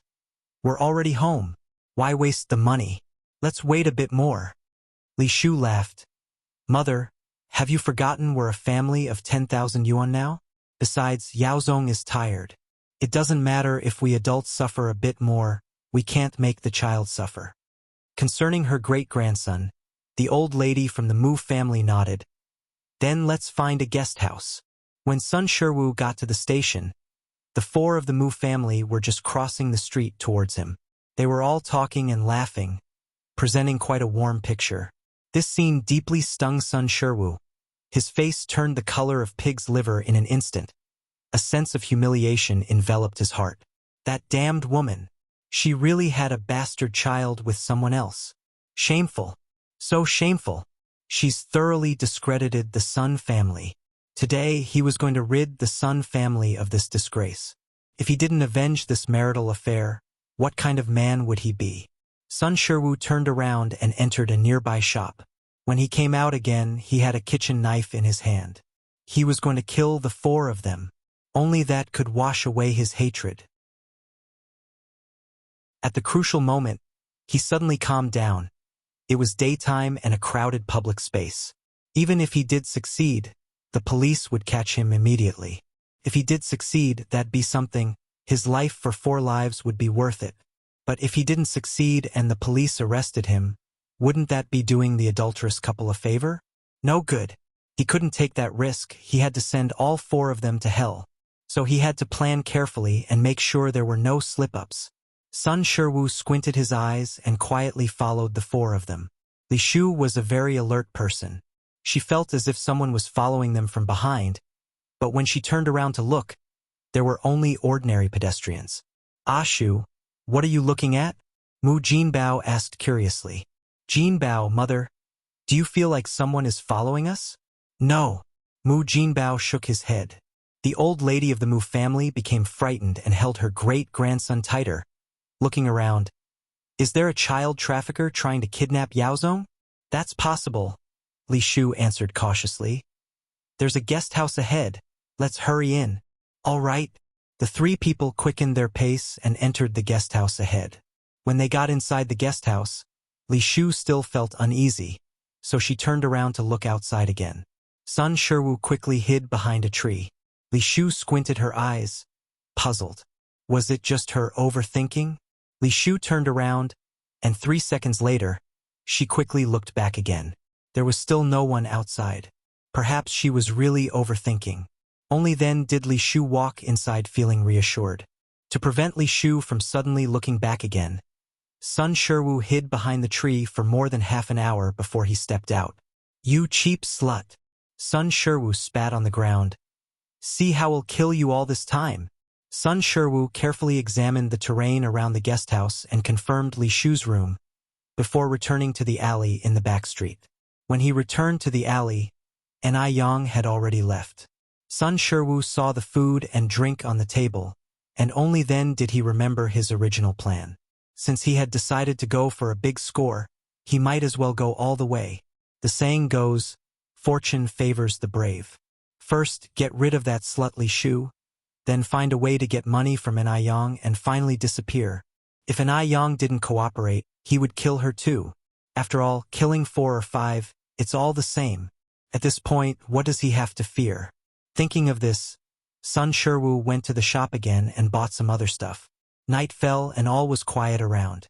A figure emerged from the alley, seamlessly blending into the darkness.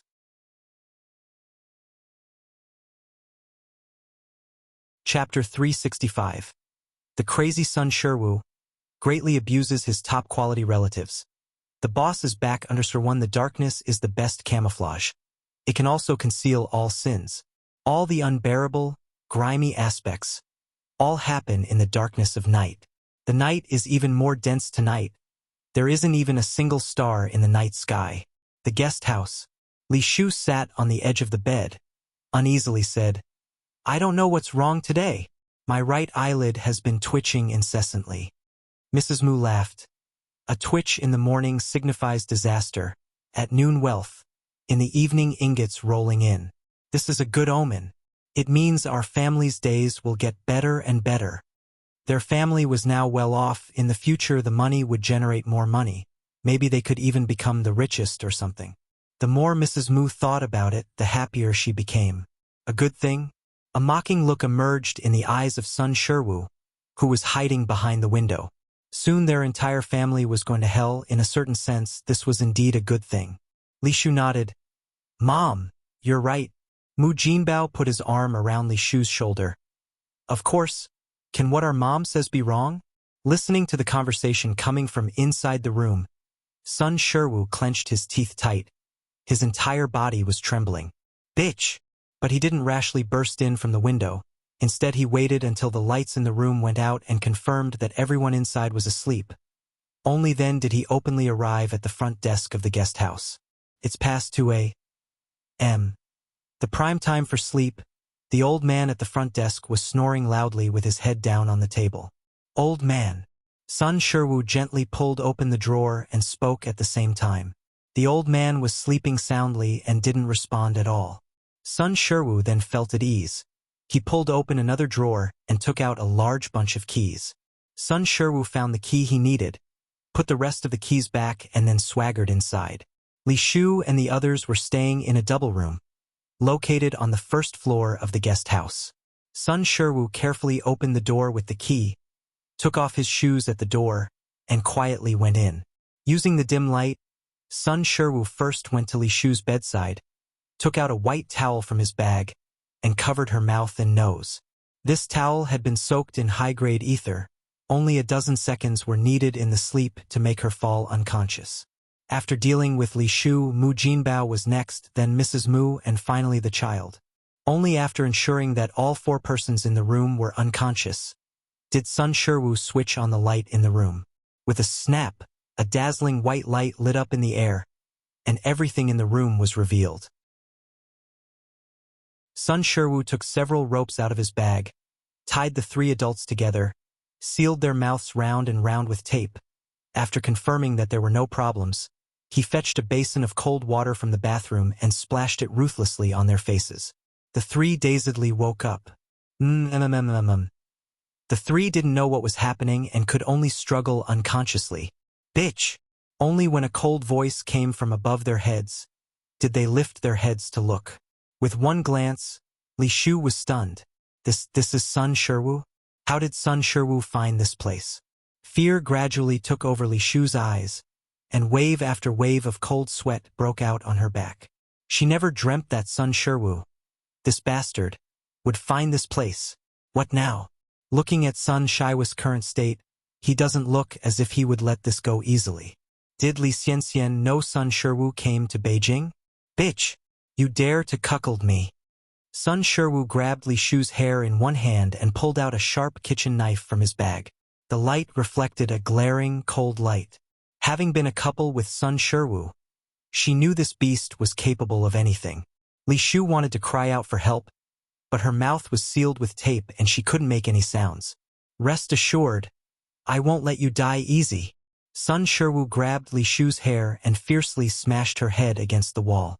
Bitch! Traitor! You dared to betray me and even had a bastard.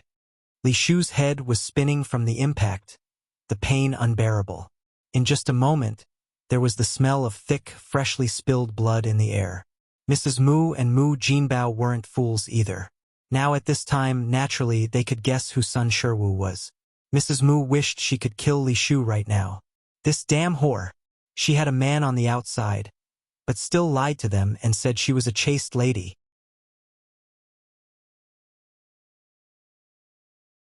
Chapter 366.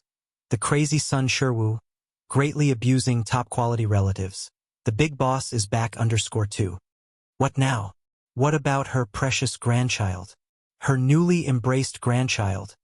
They had just become wealthy. She didn't want to die. She was waiting to enjoy her fortune.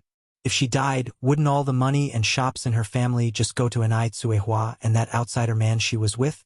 This is Mu family's money. How could it benefit outsiders? No, she couldn't die. Even if she died, she would drag Anai Tsuehua and her daughter down with her. If she couldn't live a good life, she wouldn't let them either. The old lady Mu frantically signaled to Sun Shiwu, hoping Sun Shiwu would spare them. After all, it was Li Shu who had wronged Sun Shiwu. Their family had been kept in the dark too. They were victims. As long as Sun Shiwu spared her, she could give him a lot of money. Unfortunately, Sun Shiwu didn't read minds. He turned to old lady Mu. Old hag, you're in such a hurry to die, huh? Sun Shiwu let go of Li Shu's hair and instead grabbed old lady Mu's hair. How dare your son cuckold me? They'll make sure you don't know what's coming. Fear filled old lady Mu's eyes. Please let her go. As long as Sun Shiwu let her go, she was willing to pay any price. As the saying goes, the daughter pays the father's debts. She wanted to tell Sun Shiwu. She had a beautiful granddaughter. She could marry her granddaughter off to Sun Shiwu. After all, Anai Yang was better looking than Li Shu. She was serious. As long as Sun Shiwu let her go, she would forgive and forget, and let Anai Yang pay the debt. After all, that little wretch would have to get married someday. If Anai Yang wasn't enough, they could add Anai Tsuehua.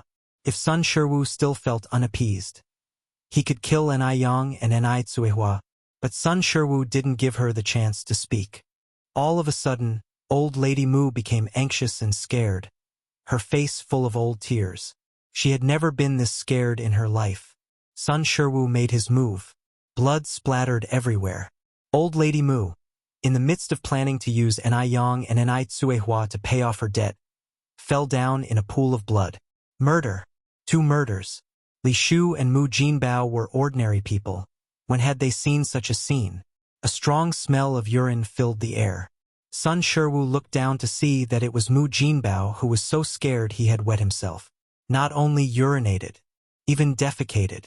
The odor was nauseating. Sun Shiwu held the bloody knife and lightly patted Li Shu's face with it. "You've chosen such a coward?"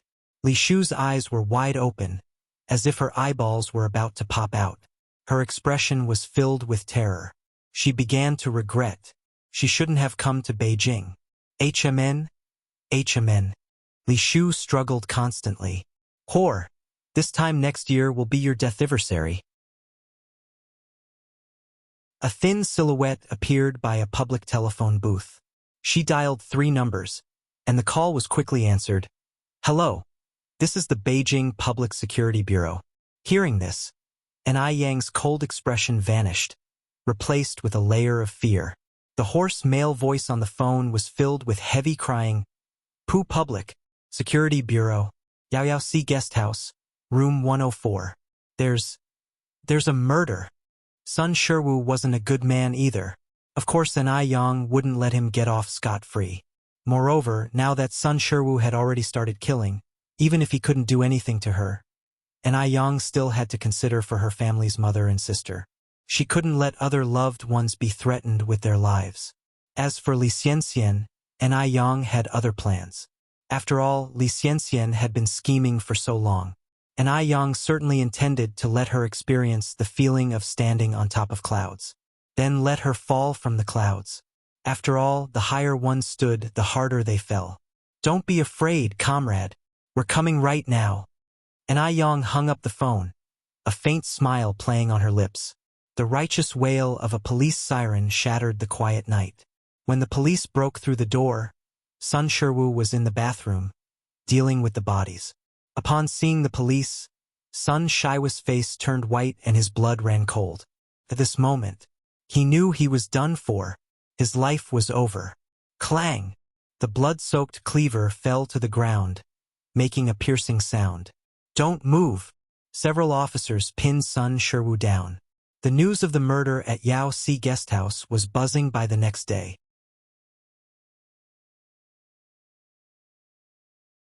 Chapter 367.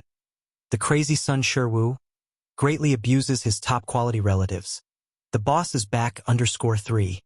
It just had to be a murder case involving complete family annihilation. Every single one of them, young or old, was gone. There was no one left to contact to identify the bodies. Thankfully, the suspect was apprehended in time. Li Xianxian jerked awake from her nightmare. She had had a very, very terrifying dream. In her dream, Li Shu, covered in blood, was staring at her. She didn't say anything, but her gaze was all the more chilling for it. That cold went clear to her bones. Even thinking about it now, it sent a shiver of horror down her spine. She felt the sunlight streaming in through the window. Some of Li Xianxian's calm returned. She got dressed, got out of bed and went to eat in the cafeteria. Everyone in the cafeteria was buzzing about the horrifying murder of an entire family the night before. The 2 people seated next to Li Xianxian were whispering about it. Li Xianxian could hear them clearly due to their proximity. The girl with long hair said, "Xiaofei, did you hear? Someone died over at Yaohai Guest House yesterday." Xiaofei exclaimed in surprise.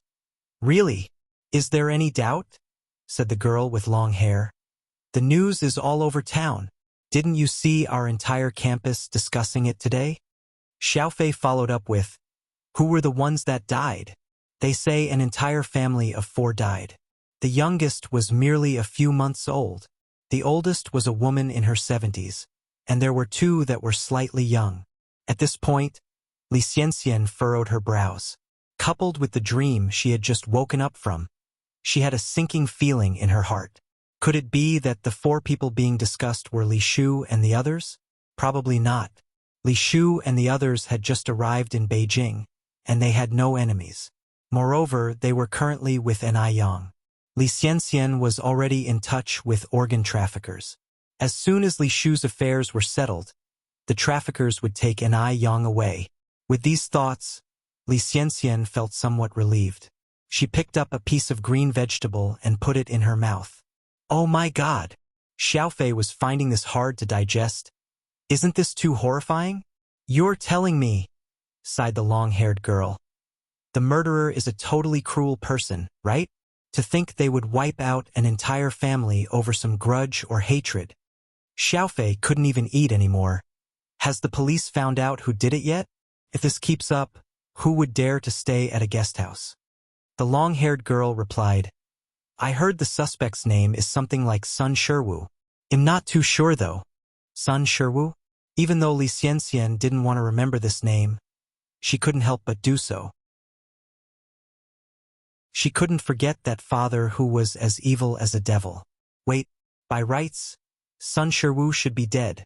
When Li Xianxian left the Sun family with Li Shu, she had specifically lit a pot of coal and closed all the doors and windows in the house. How could he not have died from carbon dioxide poisoning? What on earth was going on? If the murderer was confirmed to be Sun Shiwu, then those who were killed were definitely Li Shu and the others. But how on earth had Sun Shiwu tracked down Li Shu? Li Xiangxian's chopsticks clattered to the tabletop. All color drained from her pale face. If Li Shu was dead, so what? She had no connection to the Mu family, but if all of Mu family was gone, who else would keep an Yang in check? Xianxian, what's wrong? You look really pale? Noting that something was off with Li Xianxian, Xiaofei turned to look at her. Nothing? Li Xianxian managed to squeeze out a smile. I'm just a bit lightheaded, maybe because I was up all night writing. Even at a time like this, Li Xianxian didn't forget to keep up her image as a hard-working writer. Xiaofei said, Xianxian, you're already so talented and yet you still work so hard. How do you expect the rest of us to live? Exactly, the long-haired girl agreed. Li Xianxian laughed. Have you guys heard of this saying? What saying? Xiaofei asked. Li Xianxian continued. It's something I came up with when I was down on my luck. Don't laugh when you hear it. Okay.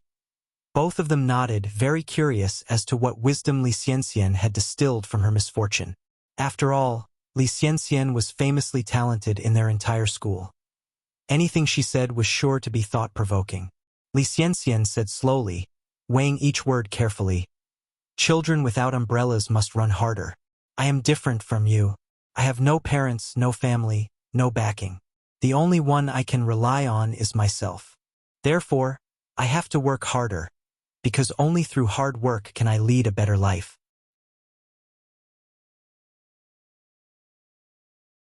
Chapter 368. The crazy Sun Shiwu greatly abuses his top-quality relatives. The boss is back _4. The child with no umbrella should try their best to run. This phrase may seem ordinary, but when you look into it, you can find it filled with life's philosophy. Very motivating. Li Xianxian indeed deserves to be a talented girl. Xiaofei and the long-haired girls admired, saying, Wow, Xianxian, you are so amazing. If you become a famous writer in the future, don't forget to give your old classmates a hand. Remember us when you're rich and successful. Li Xianxian replied softly, I'll rely on your good words. I'll work hard. I'm almost done eating. I'll go first. You guys take your time. After speaking, Li Xianxian picked up her plate and left. Li Xianxian, being an orphan now, found it inconvenient to verify at the police station. Therefore, she could only go to Ni Yang's noodle restaurant. If Li Shu and others hadn't died, they would surely show up at the noodle restaurant. Despite the situation, Li Xianxian still held a glimmer of hope. After all, the Mu family were the last bargaining chip she had. She hoped to see Li Shu and the Mu family at the noodle restaurant. God bless. Li Xianxian clasped her hands together. When Li Xianxian arrived at the noodle restaurant, she just saw the queued diners and employees, but no one else. Thus, Li Xianxian went to the second noodle restaurant. Here, she saw Ni Yang taking orders from customers. There was an old lady with white hair sitting in front of Ni Yang. The old lady looked at Ni Yang, her face almost breaking into a bloom. Who is this? Lady Shangguan? Ni Yang is really getting better and better. She managed to get in touch with the powerful Shangguan family so quickly. No wonder. Ni Yang could not possibly have opened up 4 shops in such a short time. Turns out she had so many helpers. She has been in business for so long and has only made a connection with the Mo family. She wondered what special means Ni Yang had used. Disgusting. Also, she didn't see Li Shu and the Mu family here. Could it be that it was indeed Li Shu who died last night? Li Xianxian glared at Ni Yang, wishing she could bore 2 holes through her.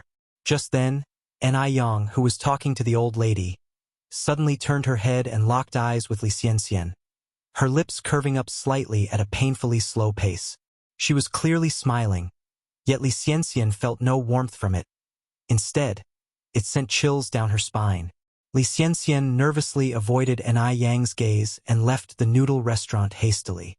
Walking down the bustling street, Li Xianxian gradually regained her composure. What was with Ni Yang's gaze just now? Could it be that Ni Yang also returned from the past? If that's the case, then it will be troublesome. But Ni Yang's certain actions weren't quite alike someone who returned from the past. If Ni Yang really returned from the past, she shouldn't be so low-key. As far as she knew, the Ni Yang of the past was a graduate from a prestigious university.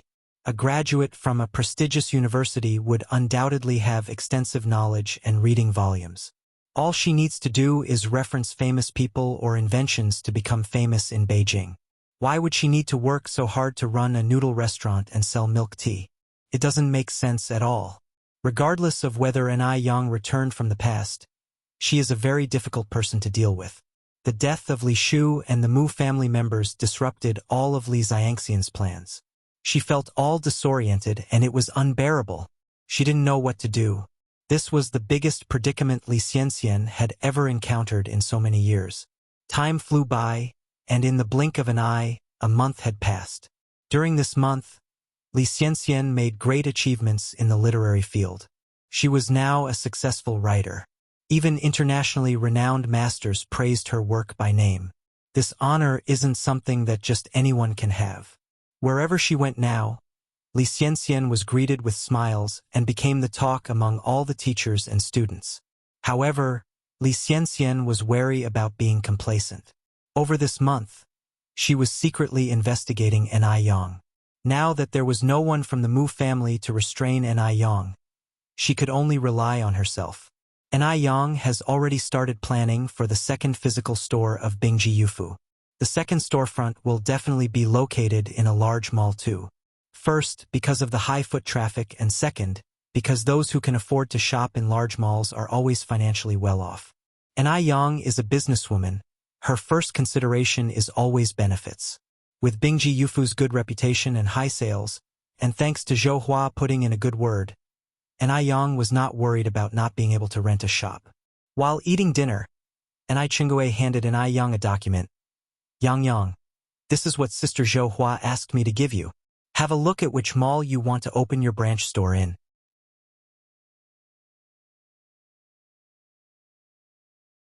Chapter 369. The crazy son Shiwu greatly abuses his top-quality relatives. The boss is back _5. All right, Ni Yang agreed. After flipping through some documents, she continued, well, open it at Phoenix Mall. By the way, Auntie and I go to the store tomorrow and tell the 3 young girls that whoever can reach a performance of over 30,000 next month, without being late or leaving early, that person can become the store manager of the new store. Although Ni Yang herself was a young girl, she didn't find it inappropriate when she referred to young girls. It's as though she were a battle-hardened figure of authority. Ni Chingue paused. All right, I'll go tell them tomorrow. In a team, competition brings pressure, and pressure brings performance. Moreover, the new store indeed needs an experienced and capable employee to maintain it. By doing so, it boosts overall performance and stimulates the employee's ambition. 2 birds with 1 stone, why not do it? Ni Yang gave a slight smile. Auntie and I, you've been working hard lately. Ni Chingue laughed and said, it's not hard at all. It's much easier than when I used to work at the car company. Not to mention I got to meet many more people. Even someone from an unreachable upper-class society. Enriching her knowledge and experience. Ni Chingue really enjoyed this job. In addition, She had a hunch that Ni Yang's business would become increasingly successful, and one day, the image of individual business owners would be transformed in people's hearts. F Country. A tall and straight figure was walking on the exotic streets filled with foreign charm. Behind him were 6 or 7 blonde, blue-eyed F Country bodyguards. The passing pedestrians all glanced in his direction. Oh God, he's just perfect. Which country is he from? Judging from his attire and looks, he seems to be Chinese. Chinese men are really handsome. Some young ladies were about to scream. The women abroad were much more open-minded, and some bold ladies that initiated contact were politely rejected by the bodyguards. The man stopped in front of a transparent window. On display was a beige high-grade silk cheongsam, beautifully embroidered, with peonies blooming in the wind that appeared charmingly attractive. At a glimpse, it was elegant and reserved, simple yet dignified. The peony is the king of flowers, and not everyone can carry it off. A slight misstep might even backfire. Although the cheongsam looked very nice, no one actually dared to buy it, because it was too lavish. Yang would look good in this cheongsam. The man murmured. An image of her wearing the cheongsam even came to mind. He headed to the cheongsam store. After a few steps, the man looked back to his bodyguards and said, "I'll go in, you guys wait out here." Yes. Several bodyguards immediately halted and waited respectfully outside the door.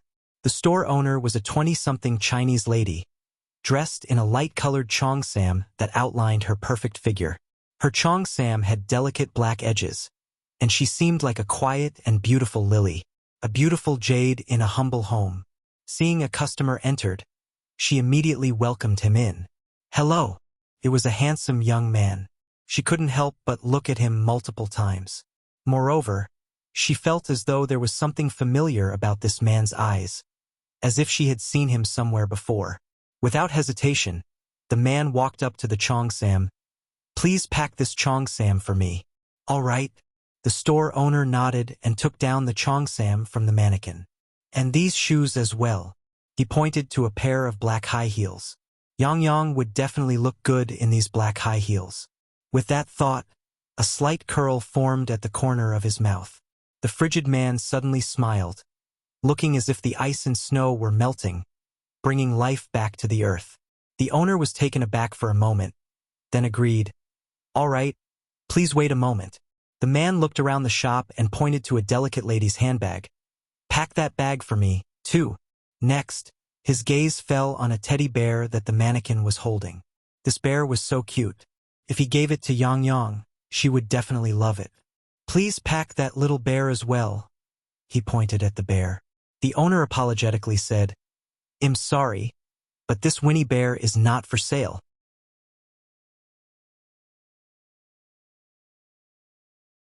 Chapter 370. The crazy Sun Shiwu greatly abuses his top-quality relatives. The boss is back _6. "Not for sale." "Yes." The shop owner nodded. The man continued, "Name your price." "I'm sorry, but this really isn't for sale." She had seen plenty of men like him who tried to gain her attention by flashing money. The shop owner steadfastly replied, "I'm sorry, sir. No matter how much you offer, I won't sell it." At these words, the man lowered his gaze to look at the shop owner. Only then did he notice that the shop owner was also wearing a cheongsam. However, although she was wearing a cheongsam, she didn't look as good as Yang, lacking that certain aura. Her face didn't match, nor did her figure. Something was off about her. For the first time, the man realized there could be such a huge gap between individuals. Feeling the man's gaze on her, the shop owner's heart rate quickened, and a faint blush spread across her cheeks. While she did have her fair share of suitors, she had never felt this strange sensation before. She thought she might have fallen in love at the first sight. The man casually withdrew his gaze. "Then help me wrap up the other items." All the items were packed by the shop owner, who then looked up at the man and suddenly asked in Chinese, "Are you Chinese?" "Yes." The man nodded. The shop owner continued, "Is your last name Mo?" Before the man could respond, the shop owner quickly asked, "Are you Mo Chishan?" Seeing her recognition, Mo turned to her with a quiet sigh. And you are? The shop owner laughed. I'm Ji-ro, the girl who sat behind you in the 3rd grade. Don't you remember me? Mo shook his head. Ji-ro went on. That's all right if you don't remember, as long as you do now. I didn't expect to see you in F country. Are you working here now? Instead of directly answering her question, Mo said, I have other matters to attend to. I need to be going. Hey, wait a second. Ji-ro called out to Mo's retreating figure, running over to grab the teddy bear from the mannequin. Didn't you want this teddy bear? It's yours. Thanks, but I can't accept it. Mo politely declined, accepting a gift given by another woman to give to Yang Yang. What does that make him? Yang Yang might not mind, but he would. Besides Yang Yang, Mo didn't want to accept gifts from any other woman, nor become entangled with them. Take it. Didn't you want to buy this teddy bear? Mo directly said, I'm sorry. I don't want my girlfriend to misunderstand. Ji-ro was surprised. You have a girlfriend? Yes. Mo replied lightly. Ji-ro continued. I bet she must be very pretty. Without any hesitation, Mo said. She is indeed very beautiful. Ji-ro nodded, a flicker of light flashing in her eyes. I wish you two a long-lasting relationship, and hope you get married soon. Thank you. After expressing his gratitude, Mo left the Cheongsam store carrying his purchases. Watching Mo's figure disappear down the street, Ji-ro finally turned around and headed to the counter to make a phone call. Hello, Lan. I need to ask you something. What is it, Ji-ro? I promise I'll tell you everything I know. A crisp female voice came from the other end. Ji-ro continued. Do you remember Mo Chishan? Yes. Zhao Lan replied. I saw him during the new year. Ji-ro, why are you asking about that loser? Loser? Ji-ro frowned slightly. Why was Mo Chishan a loser? Zhao Lan laughed. Ji-ro, you've been overseas for years. It's understandable that you don't know about some things. Let me tell you, Mo Chishan is not the same person he used to be. Zhao explained to Ji all the changes Mo had undergone over the years. Upon hearing this, Ji-ro didn't seem too surprised. A loser? How could Mo Chishan be a loser? Would a loser have 7 or 8 bodyguards with him when he went out? Would a loser be fluent in the language of F country? Ji-ro continued. Does Mo Chishan have a girlfriend back in China? Zhao Lan replied. You know Zhao Jingrong, right? Yes. Ji-ro thought for a moment. She was studying abroad, wasn't she? Zhao Lan said excitedly. She's already returned home not long ago. And let me tell you something. Zhao Jingrong is Mo Chishan's fiancé. Zhao Jingrong? Ji-ro squinted her eyes. No wonder Mo said that his girlfriend was very pretty. From what she remembered, Zhao Jingrong was indeed beautiful, a woman who could stand her ground against her. Zhao Lan continued. However, Zhao Jingrong is no longer Mo Chishan's fiancé.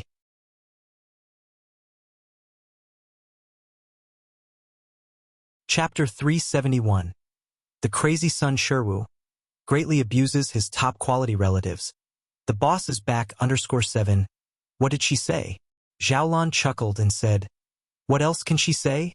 She just simply didn't think highly of Mo Chishan. Think about it. Mo Chishan didn't even graduate from a regular high school. Yet Zhao Jingrong is a talented student who returned from studying abroad. It doesn't take a genius to figure out that Mo Chishan is not good enough for Zhao Jingrong. In addition, I also heard that Zhao Jingrong has vowed to marry no one but Mr. Mog in this life. Upon hearing that Mo Chishan and Zhao Jingrong had called off their engagement, Ji-ro let out a sigh of relief. She continued, Isn't Mr. Mog quite mysterious? Has Zhao Jingrong ever met him in person? I wouldn't know about that. After chatting with Zhao Lan for a while, Ji-ro hung up the phone. This phone call had given her a new understanding of Mo Chishan. A waste, huh? Ji-ro curled her lips. Zhao Jingrong is probably going to regret it this time. She saw it clearly that those bodyguards following Mo Chishan were all from the F country. There really aren't many Chinese people in F country who have such a large influence. Moreover, Ji-ro has also done some research on the mysterious Mr. Mog. She knows that Mr. Mog made his fortunes in F country. Mr. Mog's headquarters are also based in F country. You don't have to think to know that Mo Chishan is hiding a big secret.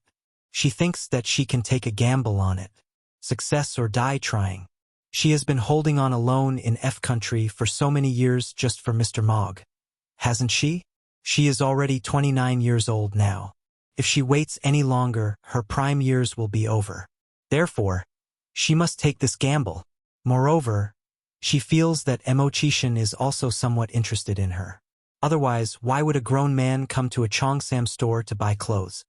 He must have said he already had a girlfriend as an excuse to come to the women's clothing store to catch her attention. However, she didn't see Mo Chishan for the next 3 days. He seemed to just disappear all of a sudden. Ji Ro then made another phone call to China. After receiving the news that Mo Chishan had returned to the country, Wu Daming immediately went to Jinghua village. The location for the second ice skin jade flesh had already been chosen, and they were already renovating the shop, so Yang had been busy with things at home. It was already a particular month now, the house was almost finished, and they could start putting up the beams at the beginning of the month. The roses they had planted by the wall had already sprouted new buds. Now they were slowly climbing up the wall. In not so long, the green vine will spread over the whole wall, turning into a beautiful rose wall.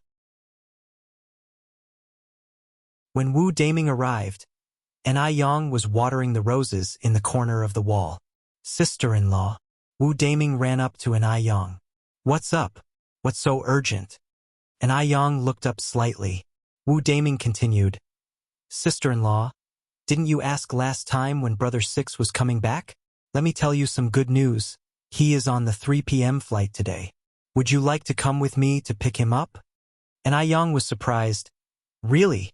All in all, she hasn't seen that jerk for 3 months now. Of course it's true. Wu Daming nodded. Sister-in-law, do you want to go with me to the airport? Sure. Yang smiled. I'm going to give Brother Mo a surprise. When should we leave? We should leave now. It's just 2 hours until 3 o'clock. Okay. Then wait for me. I'll go inside and change my clothes. If she was going to pick up her boyfriend, there should be some sense of ceremony. Yang didn't want to meet Mo Chishan looking all dirty and messy. She had gotten a bit of mud on her while watering the flowers. And because she wasn't planning to go out this morning, she didn't even bother brushing her hair properly. Okay. Wu Daming nodded. Yang took the bucket and went into the house. It wasn't long before she came out looking neat and tidy. Wu Daming incredulously looked down at his wristwatch. It had not been more than 10 minutes since Yang went inside, and she had already changed clothes and did her hair in less than 9 minutes. This speed was too quick. Wu Daming thought he was in for a long wait. Let's get going. Okay. The two walked to the village entrance and got into a car. About an hour later, they arrived at the airport. By this point, Beijing's airport had modernized significantly with a crowd of people waiting at the exit to pick up passengers. Yang was also standing among the diverse crowd. Wu Daming positioned himself behind her to prevent any opportunist from taking advantage of the crowded situation. Immediately upon deplaning, Mo Chishan spotted a familiar figure in the crowd. He must have gone mad, maddeningly longing for his wife. Why would Yang be at the airport? Mo Chishan rubbed his eyes in disbelief, then opened them again, but the scene before him remained the same. It's really his wife. Seeing the person he'd been pining for, Mo Chishan momentarily forgot about everything else, walked straight over to Yang, and pulled her into a hug. Holding her in his arms and feeling her warmth, Mo Chishan felt a sense of reality. So, he hadn't been dreaming. Yang, I missed you so much. He deeply inhaled the refreshing scent of her hair. Yang wrapped her arms tighter around the dog of a man. Brother Mo, I've missed you too. Upon hearing her words, Mo Chishan hugged her even tighter. If it weren't for the fact they were at the airport, he'd have probably picked her up, kissed her, and swung her around in joy. Single dog Wu Daming at the side. Is it really okay for you two to just ignore my existence like this? Upon seeing Mo Chishan refusing to let her go, Yang pushed him away slightly. Brother Mo, we should head back. Oh! Mo Qishan reluctantly let go of her. Wu Daming extended his hand to take Mo Qishan's luggage off his hands. Mo Qishan looked at Wu Daming with distaste. Daming? How come you're here? Wu Daming. So this is the said brotherly love forgotten once the wife comes, huh? And I Yang laughed and said, Wu Daming gave me a ride here. Otherwise, I wouldn't even have known that you were coming back today. Mo Qishan nodded and said, Oh, I see. Thank you for your trouble, Daming. Wu Daming pretends not to hear the offhand thanks. The three walked out of the airport and got into a car. With Wu Daming driving the car, Ni Yang and Mo Qishan took the back seat. Where to go now? Should he drop Ni Yang off first or Mo Qishan? For the moment, Wu Daming was at a loss. It seemed like Ni Yang could tell what was going through Wu Daming's mind and said, Why don't we drop Brother Mo off first? He must be tired after the long flight. Mo Qishan said, I'm not tired at all. Let's take your sister-in-law home first. Ni Yang looked at Mo Qishan and said, Brother Mo, do you recall how you promised me?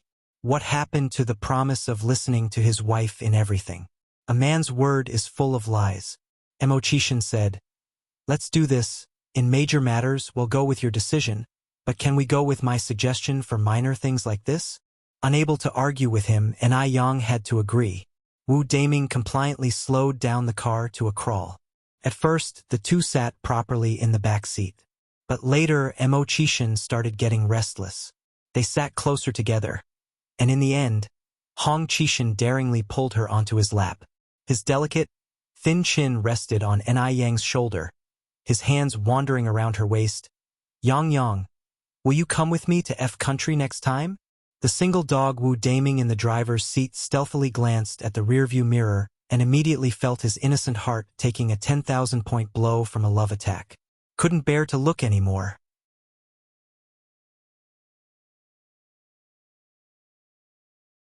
Chapter 372. Abused the rotten peach blossom.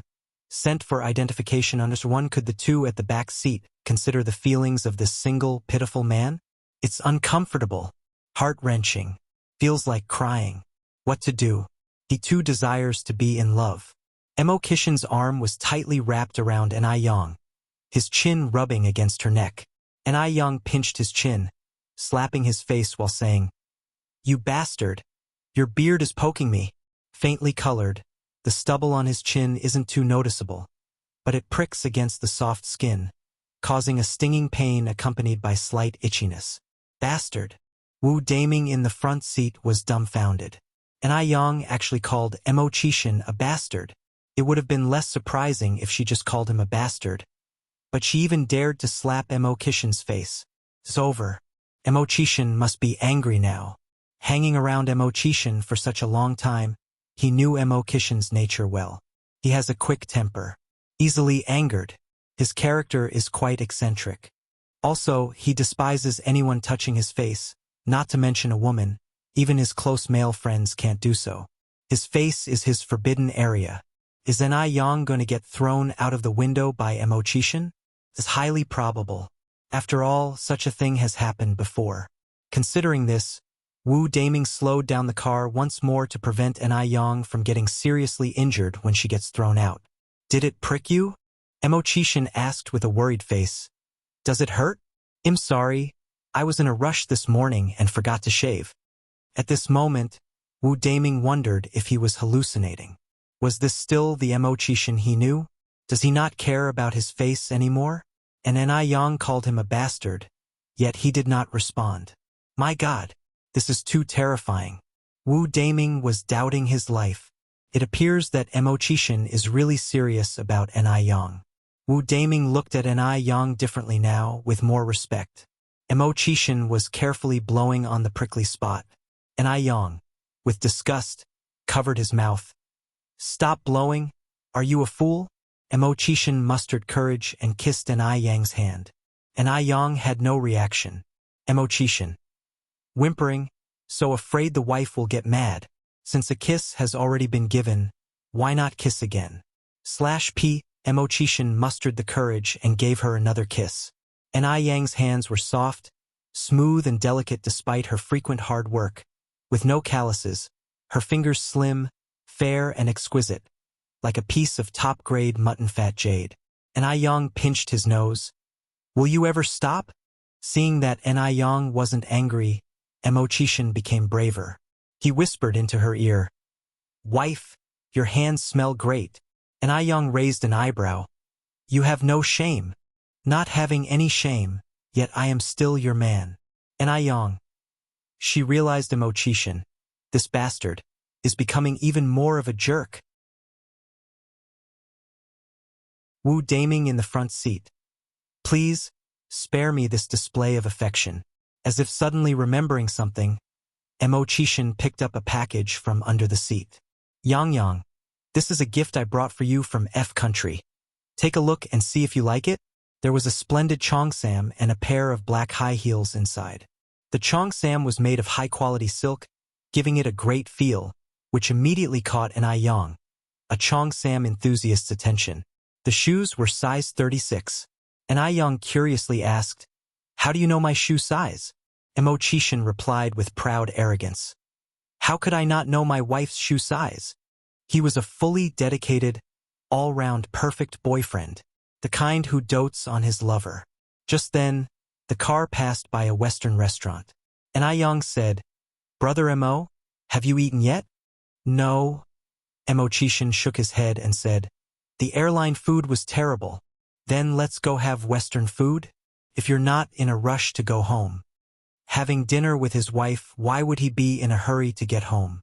There was no wife at home. "I have nothing to do at home anyway."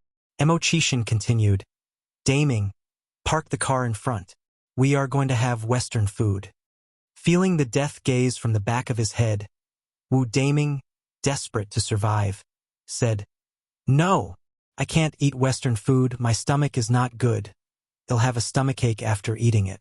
"Brother 6 and sister-in-law, you two go." Chishin regretfully shook his head. "Well, in that case, it can only be me and your sister-in-law."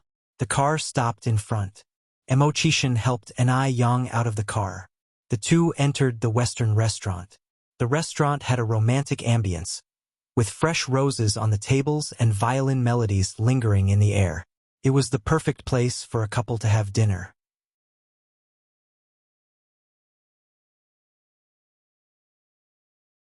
Chapter 373. Abused the rotten peach blossom. Sent for identification _2. Chishin carefully pulled out a chair for Yang. "Thank you, Brother Mo," Yang said as she gracefully took a seat opposite him. "Why are you still so polite with me?" Chishin replied, reaching over to affectionately stroke her nose. Yang smiled and retorted, "So should I thank the bastard instead?" Chishin replied seriously, "Never thank me again," because being nice to his wife was only natural. "Got it." Yang, her eyes brimming with laughter, handed him the menu. "Go ahead and order." "You order." Yang questioned, "How would I know what you like?" Chishin responded, "I'm not a fussy eater. I love whatever my wife orders." We each order 2 dishes, no refusals. Yang wasn't the dictatorial type. "All right." Chishin nodded. "I'll do as my wife says." After Yang ordered 2 dishes, she handed the menu back to Chishin. It was 4 in the afternoon at this moment. There were quite a few people sipping afternoon tea in the restaurant. Sitting opposite Chishin and Yang were 2 girls. Jingrong, Ying sitting opposite Zhao Jingrong, signaled her with a glance. "What is it?" Zhao Jingrong was puzzled. Ying continued, "Jingrong, look behind you." Zhao Jingrong turned to take a look and her face immediately twisted, distaste clouding her features. "Why did he follow me here?" Ying stated, "Certainly Chishin must still have a thing for you. That's why he sneaked in after you. What a disgusting man, you have broken off the engagement so long ago. Yet he is still stubbornly clinging to you. Shameless." Zhao Jingrong snorted. If he had any shame, he wouldn't have followed. He doesn't even have the decency to look at himself. A toad trying to eat swan meat. Ying nodded, immediately aligning herself with Zhao Jingrong. "And Jingrong, have you seen the girl next to him? She's quite pretty." Zhao Jingrong's expression darkened. Who in the entire Beijing could be prettier than her? Seeing the change in Zhao Jingrong's demeanor, Ying quickly corrected herself. Although she's pretty, she can't compare to you, Jingrong. In front of you, she's nothing more than a sparrow. No, she's nothing, not even a sparrow. You're the bright moon in the sky. She's nothing more than a clump of mud. The Zhao family was indeed a prestigious family in Beijing, and the Yi family was just small fry in comparison, hence Yi Ying's attempts to gain Zhao Jingrong's favor. Zhao Jingrong brightened instantly, stirring her coffee absent-mindedly. Continuing the conversation, Ying suggested, Jingrong, I bet Mo Qishan brought this girl here just to make you jealous. He wants you to react. Jealous? Would she feel jealous towards that loser? Zhao Jingrong mocked. A loser stays a loser. His lousy tricks can't even impress anyone. He's doomed for life. Yi Ying nodded in agreement. You're right, Jingrong. Zhao Jingrong pulled out a couple of RMB notes from her wallet and placed them on the table, saying, let's go towards Yi Ying. Yi Ying immediately followed Zhao Jingrong's lead. As they passed by Mo Qishan, Zhao Jingrong glanced at Yang. At that moment, a hint of surprise flickered in her eyes. She had only glanced at her earlier but hadn't really noticed her. This girl was indeed somewhat attractive. She could just about compete with her. Zhao Jingrong had already been back in Beijing for a while and had thoroughly investigated all the wealthy heiresses in the city. She was certain that this girl did not belong to the elite circles. She wondered where Mo Qishan had found this actress to put on such a show of affection in front of her. Mo Qishan. Zhao Jingrong walked over and stopped next to their table. Her eyes were filled with scorn as she looked down at him. What's the point of this? Yang, who had been chatting with Mo Qishan, was suddenly interrupted by a woman's imperious voice. She glanced up and saw a face heavily made up with expensive makeup. This person, well, she didn't recognize her. Could she be Mo Qishan's stalker? Yang turned to look at Mo Qishan. Mo Qishan quickly explained, Yang, don't get it wrong. I have nothing to do with her. She's just been persistently annoying. Hearing this, Zhao Jingrong retorted angrily, am the one being annoying? Mo Qishan, you're obviously playing your part too well. Clearly, it's you who has been stalking me. You've been severely disrupting my life. As if stalking wasn't enough, now you've even hired an actress for your play. You think this could provoke me? Let me tell you, our engagement is long over. I would never, ever be attracted to someone like you.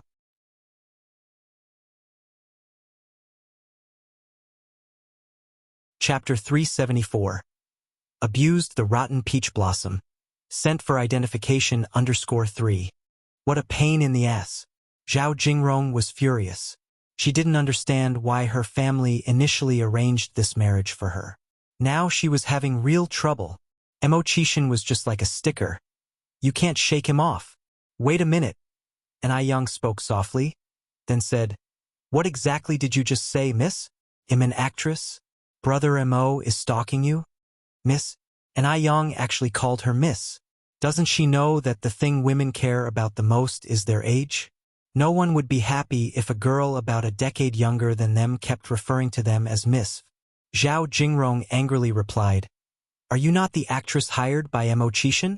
If he wasn't tailing me, then how could he just so happen to be in this restaurant? Yang laughed. If I'm an actress, how much did you pay me? And may I ask, is this restaurant your personal property? Is it the case that other than you, no one else can come? Look carefully, dear miss. There are many people in this restaurant. Are you implying they are all here because of you? Did they all follow you here? When she heard this, the other diners in the restaurant cast complicated glances at Zhao Jingrong. Zhao Jingrong choked on her words. Her face turned very ugly, and she was left speechless in anger. An actress is just an actress. Isn't their mouth just like a fountain? Who can withstand it? You are making baseless accusations, spouting nonsense. Zhao Jingrong finally squeezed out these words after being pent up for a while.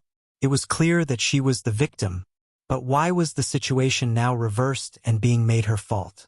If you are saying Mo Chishan wasn't tailing me, do you have any evidence to prove he wasn't? And I Yang responded with a light smile.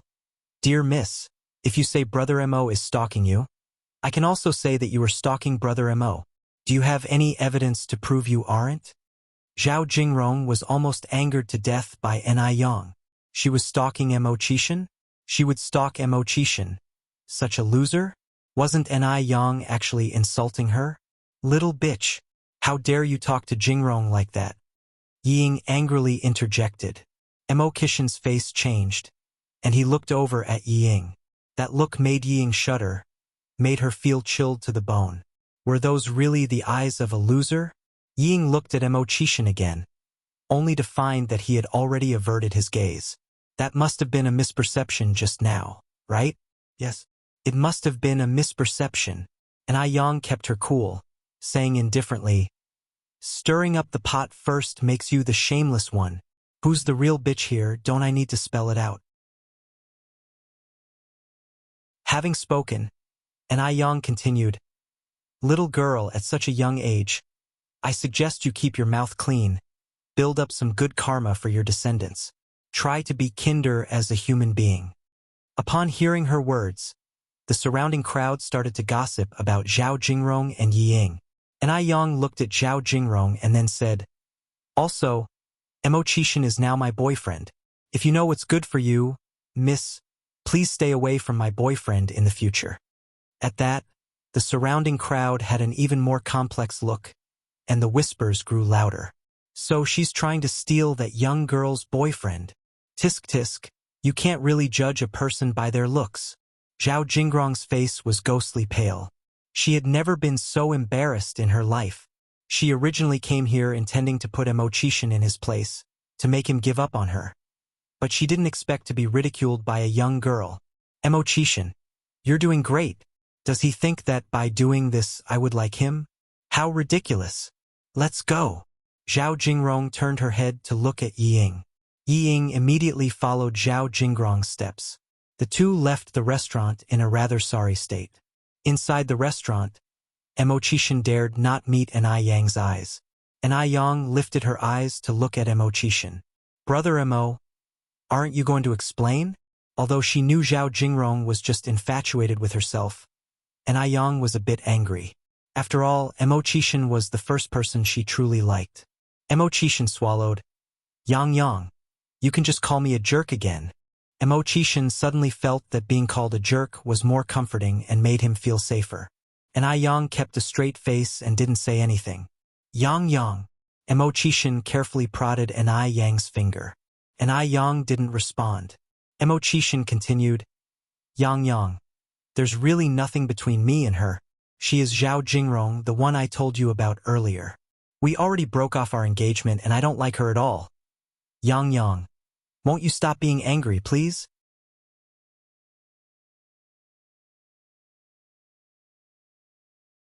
Chapter 375.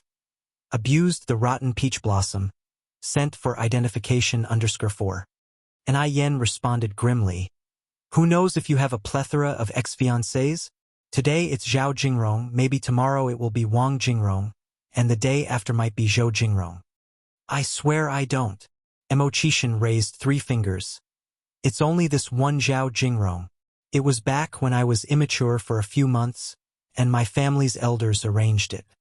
Really no one else? Ni Yen raised an eyebrow slightly. Absolutely no one else. Only then did Ni Yen reveal a smile. Fine.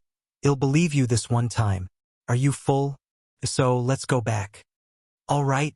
Mo Chishan nodded and followed Ni Yen's pace. Ni Yen went to the bar to pay the bill. Mo Chishan didn't dare say anything else, looking somewhat like an aggrieved little wife. The two of them were walking one in front of the other. Mo Chishan reached out to tug at Ni Yen's sleeve. What's up? Ni Yen turned her head slightly. Mo Chishan then said, Yang, can you call me a douchebag again? Otherwise, he kept feeling that Ni Yen hadn't really forgiven him. Ni Yen pinched his waist. You bastard. If there's a next time, I won't spare you. When he heard the long missing phrase, Mo Chishan felt a sense of relief.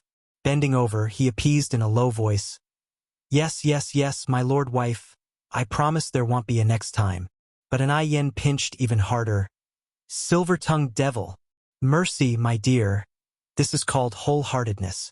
Wholeheartedness for you and only you. The two of them arrived at the car bantering all the way. Wu Daming first dropped off an Yen, then drove Mo Qixin back to the Mo family.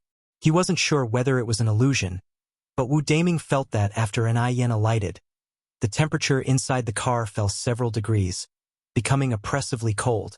He could barely breathe. Do you know the Yi family? After a while, Mo Qixin's voice came from the back seat. I do. Wu Daming nodded. Brother 6, did the Yi family offend you? Mo Qixin slowly lit a cigarette. His handsome face seemed to be coated in a thin layer of ice. Something far more serious.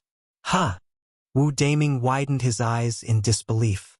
What could be worse than offending Mo Qixin? His curiosity was sparked. What on earth had the Yi family done to be considered unforgivable? So, Mo Qixin looked up at Wu Daming. Do you know what you should do now? Yes. Wu Daming nodded.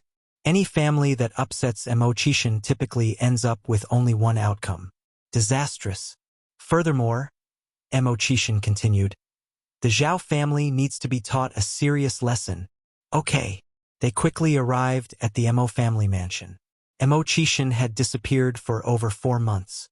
His sudden return took Granny Mo by surprise. 6th. Mom!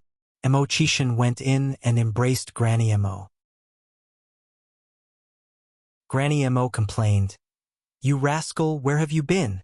No sign of you for such a long time. Mo Qixin replied. I went out to work. Work? Granny Mo said in surprise. Did I hear wrong? Or did the sun rise from the west? Mo Qixin helplessly answered. I really did go to work. Granny Mo nodded dismissively. All right, you went out to work. Mo Qixin. Granny Mo continued. 6th, do you have enough money on you? If it's not enough, just let Mom know. Don't worry, we have plenty of money. Mo Qixin replied. Don't worry, I'm not short on cash. Granny Mo took out 2 cards from her pocket and shoved them into Mo Qixin's hand.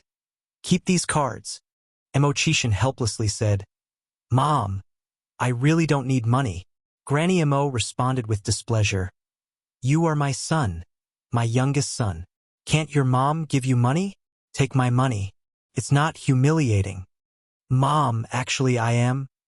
Mo Qixin whispered in Granny Mo's ear.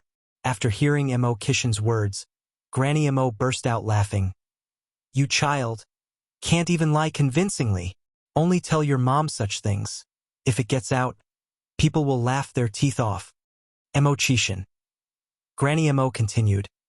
Now that you're back, Aunt Wang introduced a girl to you. Find some time to see her tomorrow. You're not getting any younger. When I was your age, your elder brother was already 12. Don't worry, I've checked her out. The girl is really nice, well-educated, and her family is full of intellectuals.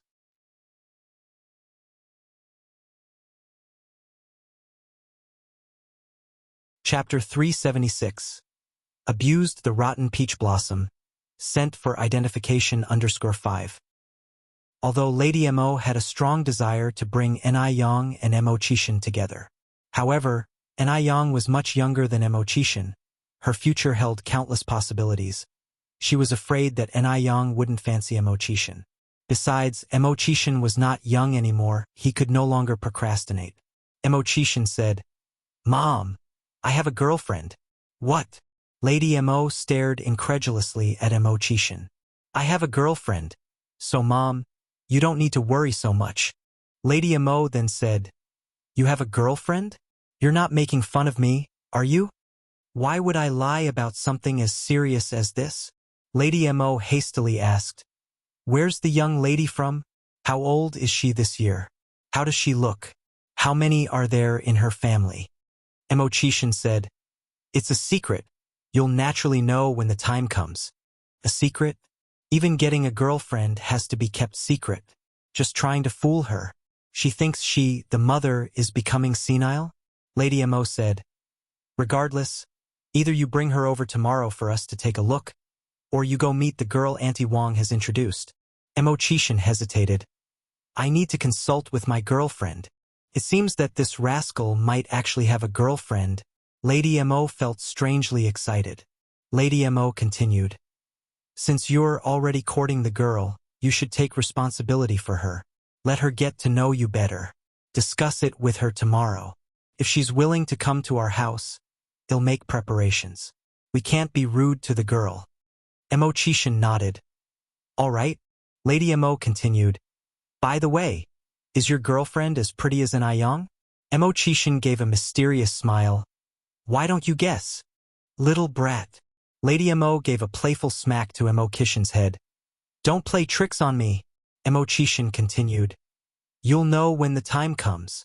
Can't you just tell me straight? Mo Chishan stroked his chin. How should I put this? Just then, Mo Baichuan walked in from outside. Upon hearing this conversation, N.I. Yang's words suddenly flashed in his mind. Last time, N.I. Yang said that she and Mo Chishan were together. Could the girlfriend that Mo Chishan was referring to be N.I. Yang? They couldn't possibly be together, right?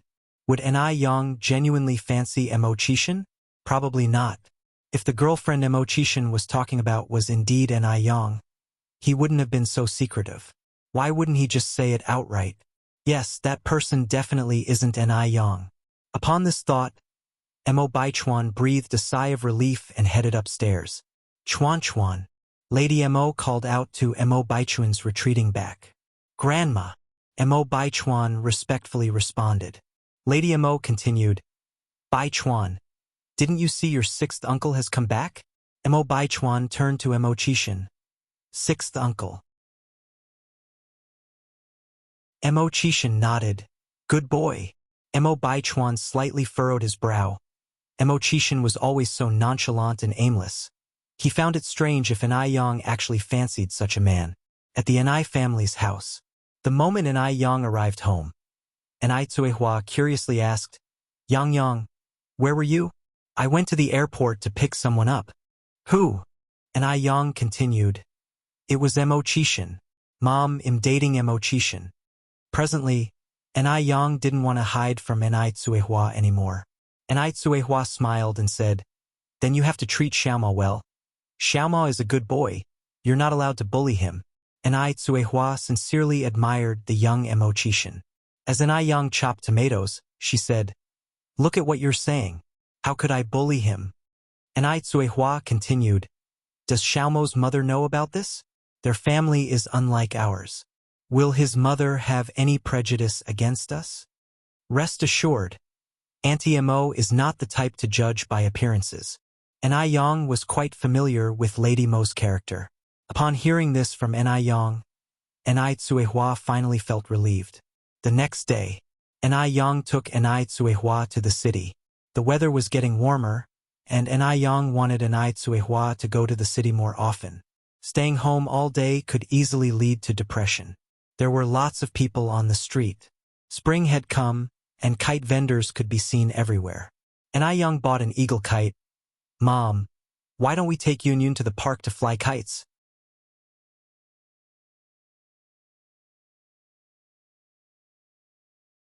Chapter 377. Abused the rotten peach blossom. Sent for identification _6. Little N.I. Yun is 1 month old now and can already toddle around. Not far from here there's a wetland park. At this season, the wetland park is bustling with parents who bring their children out to fly kites. Upon seeing the kites, little N.I. Yun laughs with joy. Sister, sister, sister. N.I. Yang says, Yun, that is a kite. Little N.I. Yun follows and says, Hongjing, kite. N.I. Yang corrects her. Hong. N.I. Yang. The three women head toward the direction of the wetland park. At this moment, N.I. Tsuehua is bumped into by a fast-walking passerby. She doesn't know if it's an illusion, but she suddenly feels a pain in her scalp, as if her hair has been pulled out. The passerby immediately apologizes. I'm sorry. I was in a hurry. Are you okay? Since the passerby apologized sincerely, N.I. Tsuehua didn't dwell on it and replied, I'm fine, really. Upon hearing that Anai Tsuehua was okay, the passerby hastily walks off, as if afraid Anai Tsuehua might accuse her of something. Mom, are you really okay? Anai Yang asks. Anai Tsuehua smiles and says, I'm not made of gold. What could possibly happen to me? That's a relief. The passerby swiftly runs into a small alley and hands over 2 strands of hair to a middle-aged man. The middle-aged man hands him 10 yuan. Thank you, says the passerby, smiling. If there is such work in the future, you can contact me at any time. Anai Yang and Anai Tsuehua walk along the road. Suddenly, a male voice sounds from behind them. Yang Yang. Anai Yang looks back and sees Mo Chishan. Brother Mo. Yang Yang. Mo Chishan runs over and greets politely, Good day, auntie. Knowing that Mo Chishan and Anai Yang are dating, Anai Quihua's gaze softens considerably. Xiaoma, you're here. Yes. Mo Chishan nods. Auntie, where are you and Yang Yang going? Anai Tsuehua says, We are heading to fly kites. Xiaoma, would you like to join us? Sure. Mo Chishan agrees happily.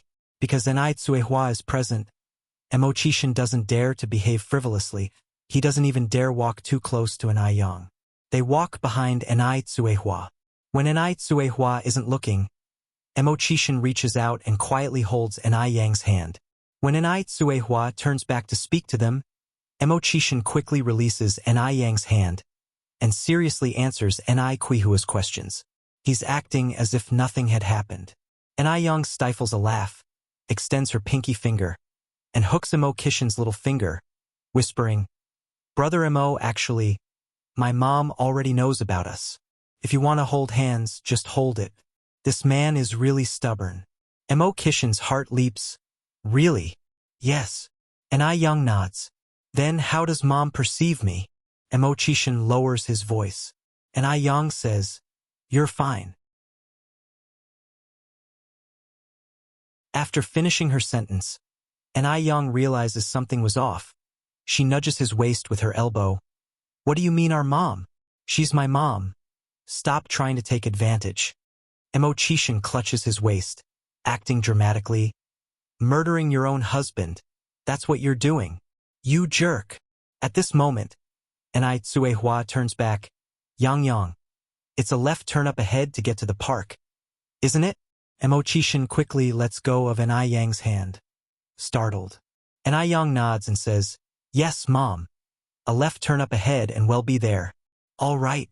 Anai Yang turns his gaze to Mo Chishan, teasing, Anyway, my mom already knows. What are you afraid of? Mo Chishan says, I have to maintain a good image in front of mom. What if she thinks I'm not steady enough and not a good match for you? Anai Yang laughs. You fool. They arrive at the park soon after.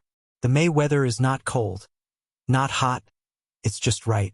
All sorts of kites are flying in the park sky. Anai Tsuehua and little Anai Yun are busy flying kites, while Anai Yang and Mo Chishan sit under a big tree, chatting. Yang Yang, my mom wants to invite you over to our house tomorrow.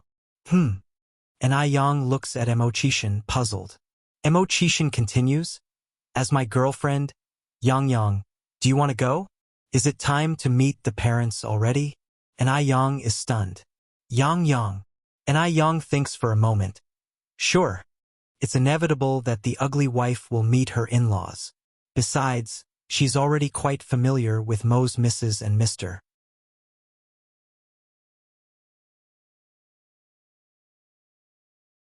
Chapter 378. Abuse the rotten peach blossom. Sent for identification _7. Really?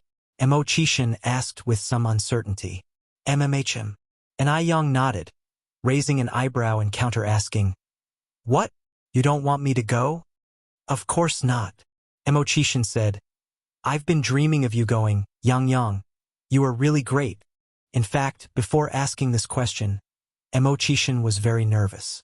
After all, he and Anai Yang haven't been in a relationship for that long. He was afraid Anai Yang would think he was too frivolous. Mo Chishan was born a prodigy, but in front of Anai Yang, he didn't have much security. Because Anai Yang was just too outstanding, and she was so much younger than him. He was afraid Ni Yang would despise him. Over here, Ni Tsuehua and little Ni Yun had already flown the kite into the sky. Little Ni Yun clapped his hands excitedly. Amazing kite! Ni Tsuehua handed the kite reel to little Ni Yun. Yun, can you hold this? Once he had hold of the reel, little Ni Yun became even more excited. Just then, the kite string suddenly broke. The kite in midair began to descend in a straight line.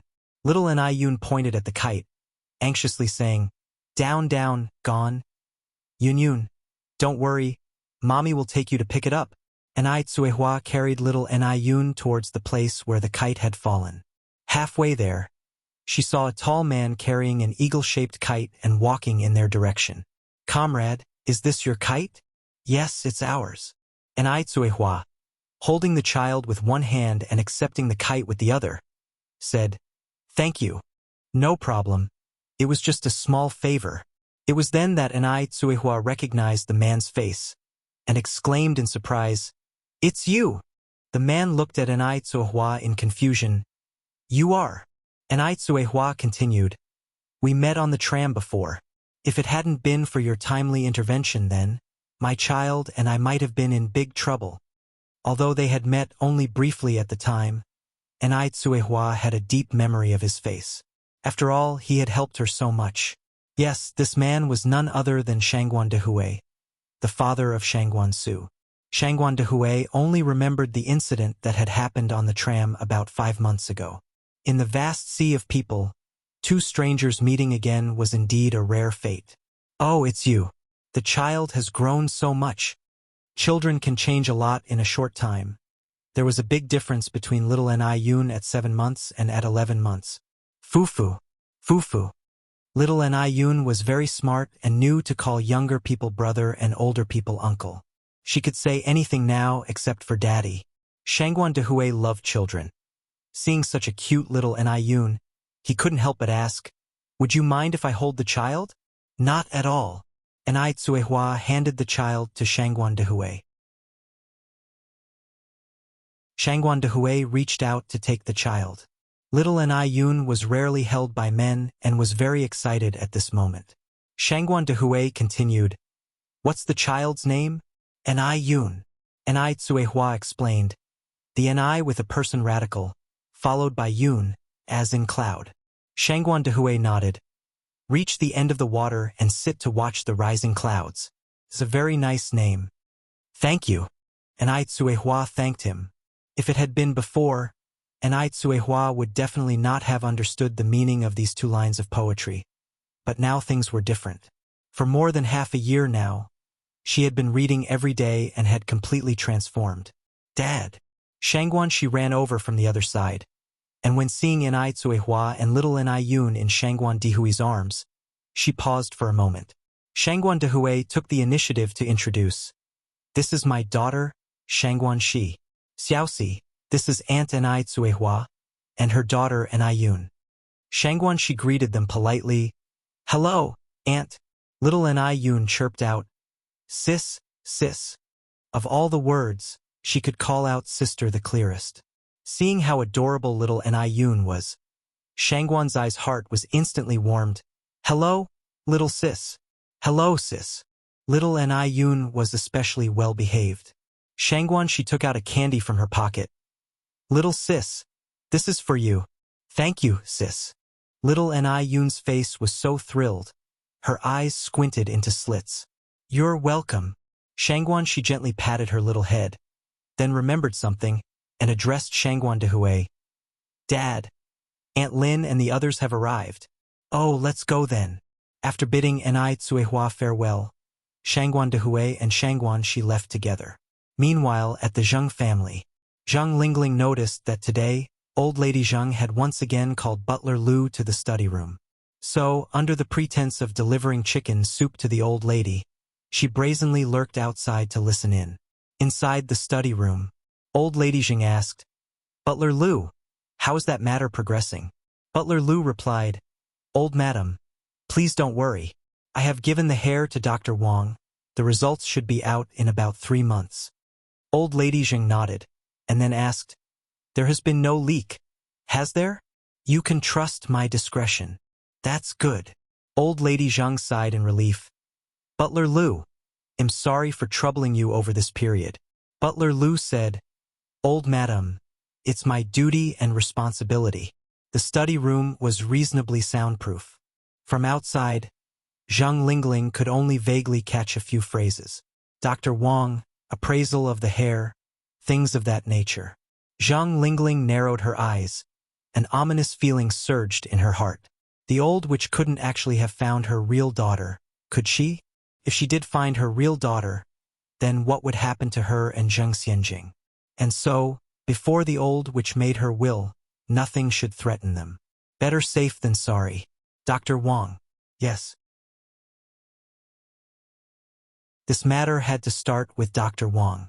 Zhang Lingling gradually cooled down, steadied herself, and left with the chicken soup. Mom, what's wrong? You don't look well. Zhang Xianjing looked worriedly at Zhang Lingling. Zhang Lingling put down the chicken soup. Xianjing, come with me. Oh. Zhang Xianjing followed Zhang Lingling to the third floor's bedroom. Zhang Lingling closed the door and recited what she had overheard outside the study room to Zhang Xianjing. Upon hearing this, Zhang Xianjing's face changed markedly. Mom, what should we do? Surely we can't just sit and wait? Zhang Lingling continued. We have to find a way to replace the hair sample with Dr. Wang. Replace the hair?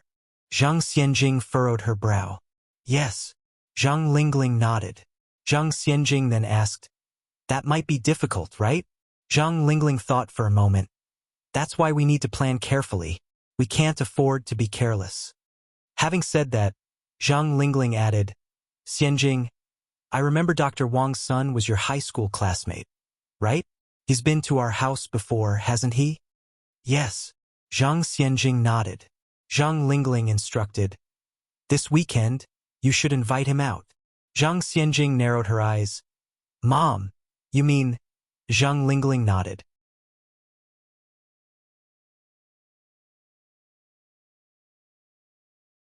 Chapter 379. Clever Mrs. Zhang, meeting the parents one by one, revised. _1 Zhang Lingling turned her head towards Zhang Xianjing. A slight curve appeared on her lips, recognizing the look in the other's eyes. Despite Dr. Wang being unselfishly generous, he still has a son. They could take action related to the son. If they really wanted to go ahead, this matter would not be complicated. What Zhang Lingling didn't expect was that the conversation in the study room continued even after she left. Mrs. Zhang, tinged with worry, asked, Butler Lu, do you really think modern equipment can be so accurate as to verify blood relations? Matters concerning her only daughter made Mrs. Zhang extremely worried. She could not put all her hopes on the machines. No matter how good the machine was, there could still be errors. What if there were a mistake? Butler Lu said, Don't worry, madam. We live in an era of advanced science and technology. There surely won't be any errors. Mrs. Zhang then said, Butler Lu, you might have to go through the trouble again to send another hair sample to Dr. Xiaoran. Madam, do you not trust Dr. Wang? Asked Butler Lu. An extra authentication so that I can have peace of mind. Butler Lu, I'm already 68 this year, and as the years pass, my health is deteriorating. I'm afraid. Towards the end, Mrs. Zhang let out a deep sigh. Her subsequent words were already understood without being spoken. Butler Lu said, Madam, you will surely live a long life. Mrs. Zhang laughed. I understand my own body and mind well enough. Butler Lu, there's no need for your consolation. Butler Lu followed up, Madam, even if Miss Tingting is not found, you still have Xianjing by your side. Xianjing is a good child, but smart people often encounter misfortune. Mrs. Zhang looked up at the door and continued to say, I clearly understand what Lingling is considering in her heart. A few days ago, did Lingling secretly look for you, asking about Tingting's matter? At these words, Butler Lu was taken aback. His gaze towards Mrs. Zhang changed. He thought Mrs. Zhang knew nothing. In reality, Mrs. Zhang was as clear-hearted as a mirror. She knew everything, she just did not wish to bring it up. The reason for seeking Dr. Xiaoran to verify the results was probably because she was worried that Zhang Lingling would ruin it from the inside. Thinking of this, Butler Liu's gaze towards Mrs. Zhang was filled with more respect. Mrs. Zhang continued, "My older sister left us early, and Lingling was only 7 years old when she came to live with me. Even though the girl might be a bit too assertive at times, she's essentially not a bad person. Zhang Lingling was brought up by Mrs. Zhang, and she was her sister's daughter. Although they were not biological mother and daughter, their bond had the foundation of the previous generation's relationship. If it weren't for a friend's plea, Mrs. Zhang would not have been in the mood to adopt a daughter at the time." Butler Liu nodded. "Madam, what you said is right." After Zhang Lingling and her daughter discussed their secret plans and left the room, they bumped into Butler Liu and Mrs. Zhang coming down the stairs. "Grandma." Zhang Xianjing came over reverently, supporting Mrs. Zhang's arm. Zhang Lingling said, "Mom, I have made chicken soup for you. The temperature is just right now. I will bring it over to you." Mrs. Zhang chuckled. "Lingling, you've worked hard. There is no need for you to make chicken soup for me every day." Zhang Lingling said, "It's not hard at all to prepare some chicken soup. As your daughter, looking after you is only right." As soon as she finished speaking, Zhang Lingling turned around to fetch the chicken soup from the kitchen. Zhang Xianjing led Mrs. Zhang to the couch to sit down. Just as Zhang Lingling was walking into the living room with the chicken soup, she was knocked over by a figure. Bang! The chicken soup was spilled on the floor, and the porcelain bowl was smashed to pieces. Clapping and laughter echoed in the air. "Wow! So much fun. It's really fun. Ha ha ha. Mom, are you all right?" Zhang Xianjing immediately ran over to help Zhang Lingling up. Zhang Lingling was furious. Her eyes flashed with intense venom. The chicken soup that she had worked hard on for over 3 hours had just been spilled by this crazy woman. If it wasn't for Mrs. Zhang's presence, she would have slapped her already. Zhang Lingling smiled and said, "I'm fine, Xianjing. Don't worry." Even though Zhang Lingling claimed that she was fine, there was a frightful red mark on her wrist. Zhang Xianjing said, "I'll go get the burn ointment." "No need." Zhang Lingling laughed. "Surely a wound this small doesn't need burn ointment?" "Sue you." Mrs. Zhang looked sternly at the person who caused the chicken soup to be spilled. "Sister, that was fun." Zhang Suyu didn't realize her mistake. Her eyes were sparkling with excited laughter.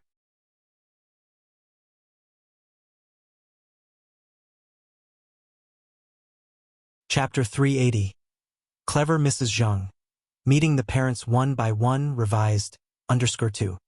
Zhang Suyu is the youngest sister of Old Master Zhang, and she is 56 years old this year. This younger sister was a talented woman in her early years, but she unfortunately met a faithless man and lost all faith in marriage. She openly declared that she would remain unwed for life and had been living in the Zhang's residence ever since. Then, 3 years ago, she went mad overnight while she was perfectly fine. When she was taken to the hospital, the doctors diagnosed her with a mental illness stemmed from severe depression. There was almost no chance of recovery. "Ghost! You are a ghost!" Zhang Suyu stared at Zhang Lingling. She suddenly became frightened. "How terrifying! There's a ghost! Ghost! You all are ghosts!" Zhang Suyu suddenly pushed Zhang Lingling onto the ground, laughing crazily. "Ha ha! The ghost is dead. The evil ghost was killed by me. I am so powerful." "Suyu!" Madame Zhang shouted angrily. "Butler Liu, take Suyu back to her room." "Sister, behave. Suyu will behave." Zhang Suyu plaintively clung to the sleeve of Madame Zhang. She looked like a scared child, making people reluctant to scold her. When was it that Zhang Suyu was also a person proud to the bone? Fate plays with people.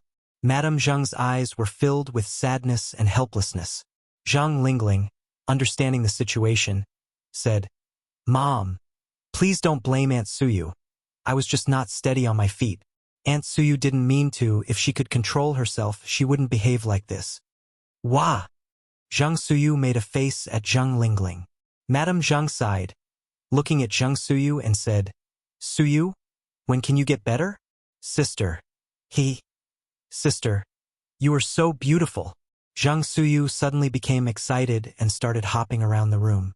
Madame Zhang sighed again, her eyes full of sorrow. Park. Shangguan Dehui lost his wife early. His visits to the park this year were not just for leisure walks but also for matchmaking events. Shangguan Su and Shangguan Shi were sensible children.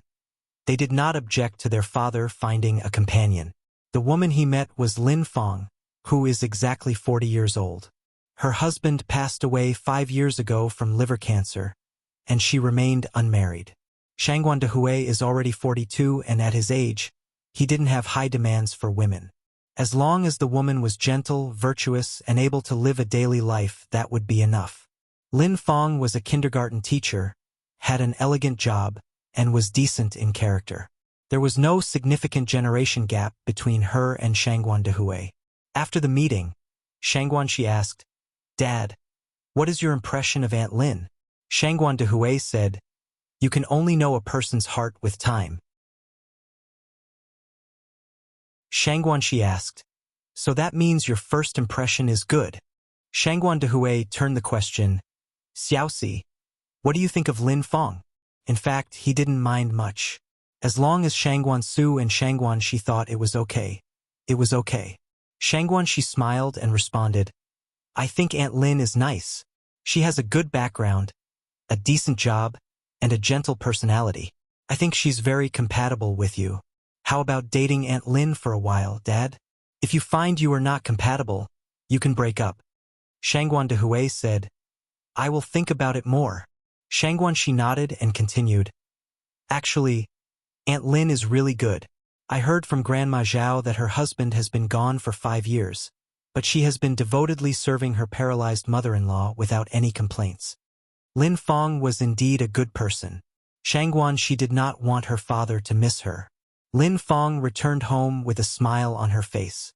As soon as she opened the door, her only daughter, Changyu, eagerly asked, "Mom, how did it go?" Lin Fong said, "I think Shangguan Dehui should be quite satisfied with me." "Really?" Changyu asked in surprise. Lin Fong nodded. "At least the first impression is good." Changyu continued, "Mom, you must seize the opportunity. The Shangguan family is a wealthy family. If you marry into it, then I will be a lady of wealth. Moreover, I heard that Shangguan Su is the president of a bank, and he is also very handsome." Changyu got lost in her own fantasies. If her mother marries into the Shangguan family, although she can also become a rich young lady, she will always be a stepdaughter. But if she could capture Shangguan Zu's heart, it would be different. Then, she would become the true mistress of the Shangguan family.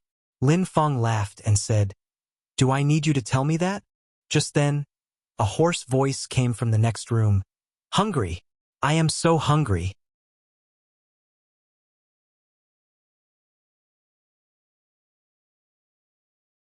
Chapter 381. Clever Mrs. Zhang. Meeting the parents one by one, revised, _3. Lin Fang's expression quickly turned intolerant, cursing and walking into the house. "Hungry, hungry, always hungry. You old hag. Didn't you just eat this morning?" The room was a storeroom, filled with a strange smell and assorted items. On a bed in the corner lay a skeletal old woman.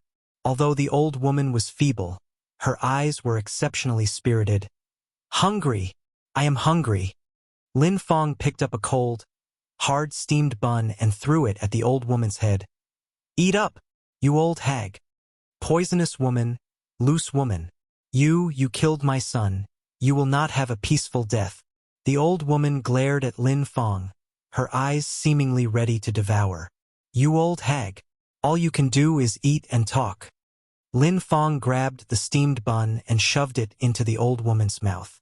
If it wasn't for concern about her own reputation, Lin Fong would have gotten rid of this old hag long ago. Lin Fong warned, "You old hag, if you dare to create any more trouble, watch how I deal with you." Lying paralyzed on the bed, the old woman was a helpless target for Lin Fang's numerous ways of torment. At these words, the old woman dared not say anything more. Lin Fong turned and walked back to the living room. Changyu voiced her concerns. Mom, what will happen to that old lady if you marry into the Shangguan family? Lin Feng responded, don't worry about that. Mom will find a way. Oh, Changyu nodded. Mo family. After Mo Qishan returned, he told Grandma Mo about Ni Yang's visit the next day. Upon hearing this, Grandma Mo excitedly asked, really? You're not picking on me, are you? Mo Qishan chuckled. Do you think I am teasing you? Good, good. This is great. Grandma Mo exclaimed. I must start preparing now. By the way, what does the young lady like to eat? After thinking for a while, Mo Qishan replied, she prefers spicy food and also fruit, like grapes and lychees, for instance. Grapes, lychees? These fruits were out of season, causing a bit of a dilemma for Grandma Mo. To get these fruits, they would have to be sourced from outside. Given the inefficient transportation of the times, a round trip would take at least a week. You naughty boy, why didn't you mention this yesterday? It's already dark now. Where am I supposed to get these fruits? Grandma Mo complained to Mo Qishan. Mo Qishan replied, Mom, don't worry, I've already prepared these fruits. Now just go and get a good night's sleep, and greet your future daughter-in-law with your best spirit tomorrow. You naughty boy, Grandma Mo playfully slapped Mo Qishan. Mo Qishan continued, I'm going to my room now. Off with you. Good night, Mom. Mo Qishan waved at Grandma Mo. After leaving the room, Mo Qishan immediately went upstairs to share the good news with Grandpa Mo. Upon hearing the news, Grandpa Mo exclaimed, really? Which poor girl has our naughty boy bewitched? Despite referring to it as a bewitchment, the smile on Grandpa Mo's face couldn't be hidden. Initially, Grandpa Mo had been worried that Mo Qishan wouldn't be able to overcome the shadow of his broken engagement. Grandma Mo smiled and said, I don't know either, and our naughty boy stubbornly refuses to spill any beans, but it doesn't matter since we will see the girl tomorrow anyway. Grandpa Mo put down the brush in his hand. As it's the girl's first visit, we must not neglect the preparations. Go and tell Ping Ping and Baichuan. I want everyone to be home tomorrow. Grandma Mo nodded.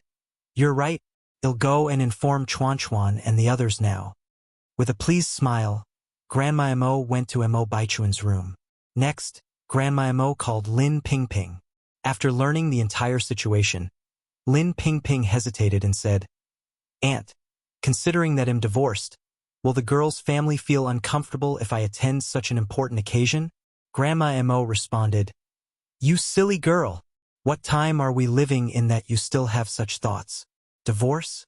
So what? Divorce is not a disgrace. By coming, you're showing respect to the girl's family and also helping to keep an eye on things. Upon hearing this, Lin Ping Ping agreed. Bright and early the next day, Mo Qishan woke up. He opened his wardrobe, debating on what to wear, trying on outfit after outfit without satisfaction. Finally, he decided on his frequently worn white shirt.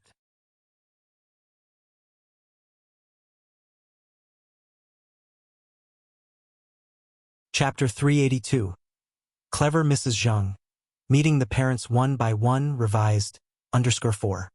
After choosing his clothes, he carefully shaved off his stubble, meticulously washed his face, and finally headed downstairs. When he reached the ground floor, Mr. and Mrs. Mo were sitting on the sofa reading the newspaper. Old Six, you're up. I was just about to wake you, they said. Mom, Dad, have you eaten yet? Your dad and I already ate. We left breakfast for you on the table. The quicker you consume it, the sooner you can go pick up your bride. Okay. Mo Qishan picked up a meat bun, saying, I'm leaving now. After Mo Qishan left, Mrs. Mo fell into a state of anxiety. Husband, do I look good in this outfit? Is it acceptable? In anticipation of meeting her future daughter-in-law, Mrs. Mo was dressed exceptionally formal today. Mr. Mo, without lifting his gaze from the newspaper, said, The young lady is dating old Six. What's the use of you looking good? Mrs. Mo replied, I want to make a good impression on her. Mo Chishan cycled to the Ni family's courtyard. When he arrived, Ni Yang was in the living room having a meal. Xiaomo's here. Ni Tohua urged. Yang, hurry up and eat. Okay. Ni Yang managed a garbled agreement while still eating porridge. Mo Chishan said, No worries, Auntie. There's no rush. We still have plenty of time. Ni Tsuehua laughed and said, Little Mo, have you eaten yet? If not, you can eat with us. The pan-fried dumplings this morning were hand-wrapped by Yang herself. Mo Chishan politely said, Thank you, Auntie, but I've already eaten. Ni Yang lifted her eyes towards Mo Chishan. Brother Mo, why so shy? Ni Tohua handed him a fresh pair of chopsticks and a bowl. We are all family, little Mo. There's no need to be formal. Mo Chishan stood up, accepting the bowl and chopsticks with both hands. Thank you, Auntie. In a little while, Ni Yang put down her bowl and chopsticks, then said, Brother Mo, take your time. I'm going to change. Okay. Mo Chishan nodded. Somehow his face suddenly flushed. For some inexplicable reason, he felt a little warm. Within a short time, Ni Yang emerged from her room fully dressed. However, Mo Chishan was not in the living room. Where is he? Ni Yang raised her eyebrows slightly. Just then, there was a sound from the kitchen. Ni Yang went to see and found Mo Chishan washing dishes in the kitchen. He was slightly bent down, fully concentrated, and hadn't even noticed Ni Yang's arrival. His rolled-up sleeves revealed the strong, fair wrists. His hands were slender, with clear, pronounced veins, a hand model's delight, tempting one to touch. In this era, unlike future generations, men tended to be chauvinistic, believing that kitchen chores were women's work. But he looked completely at ease doing them. He really knew how to put on a show. Ni Yang approached him with a light smile. Brother Mo, pretty impressive. Mo Chishan responded with a grin. Thank you for the compliment, boss. Also, this Chong Sam you're wearing is really beautiful. You're like change from the Moon Palace. Ni Yang was wearing a Chong Sam she brought back from F country. The pale yellow Chong Sam accentuated her already fair skin, making it look as delicate as a peeled eggshell. The Chong Sam was embroidered with lifelike peonies, which were typically known as the king of flowers and were known for their ability to enliven Beijing when they bloom. However, with the Chong Sam on Ni Yang, the peonies seemed to lose their shine. Ni Yang's eyes twinkled. I see you're still good with your sweet talk. After washing the last dish, Mo Chishan leaned towards Ni Yang and said, Would you like to taste how sweet? Ni Yang was shocked, her cheeks instantly turning a deep shade of red. She glared at him. Shameless. She quickly realized that Mo Chishan, the loathsome man, was becoming increasingly flirtatious. Ni Yang even began to suspect that Mo Chishan's initial innocent demeanor was just a ploy to beguile her. Mo Chishan gazed at her, seemingly lost in thought for a moment. My God, his bride looked beautiful even when she was angry. Ni Yang ignored him and walked out of the kitchen. Mo Chishan immediately followed her out. Ni Tsuehua brought out a prepared gift for Ni Yang. Yang, you should bring this. Okay. Ni Yang reached out for it. Mo Chishan said, Auntie, you really don't have to. Ni Tsuehua smiled and said, This is Yang's first time visiting your home as your girlfriend. It's a basic courtesy. Xiaoma, if you don't accept it, he'll get upset. Mo Chishan chuckled. Auntie, thank you. Ni Tsuehua said, Why are you still being so formal with me? Little Mo? Alright, you two should get going. Don't keep your family waiting.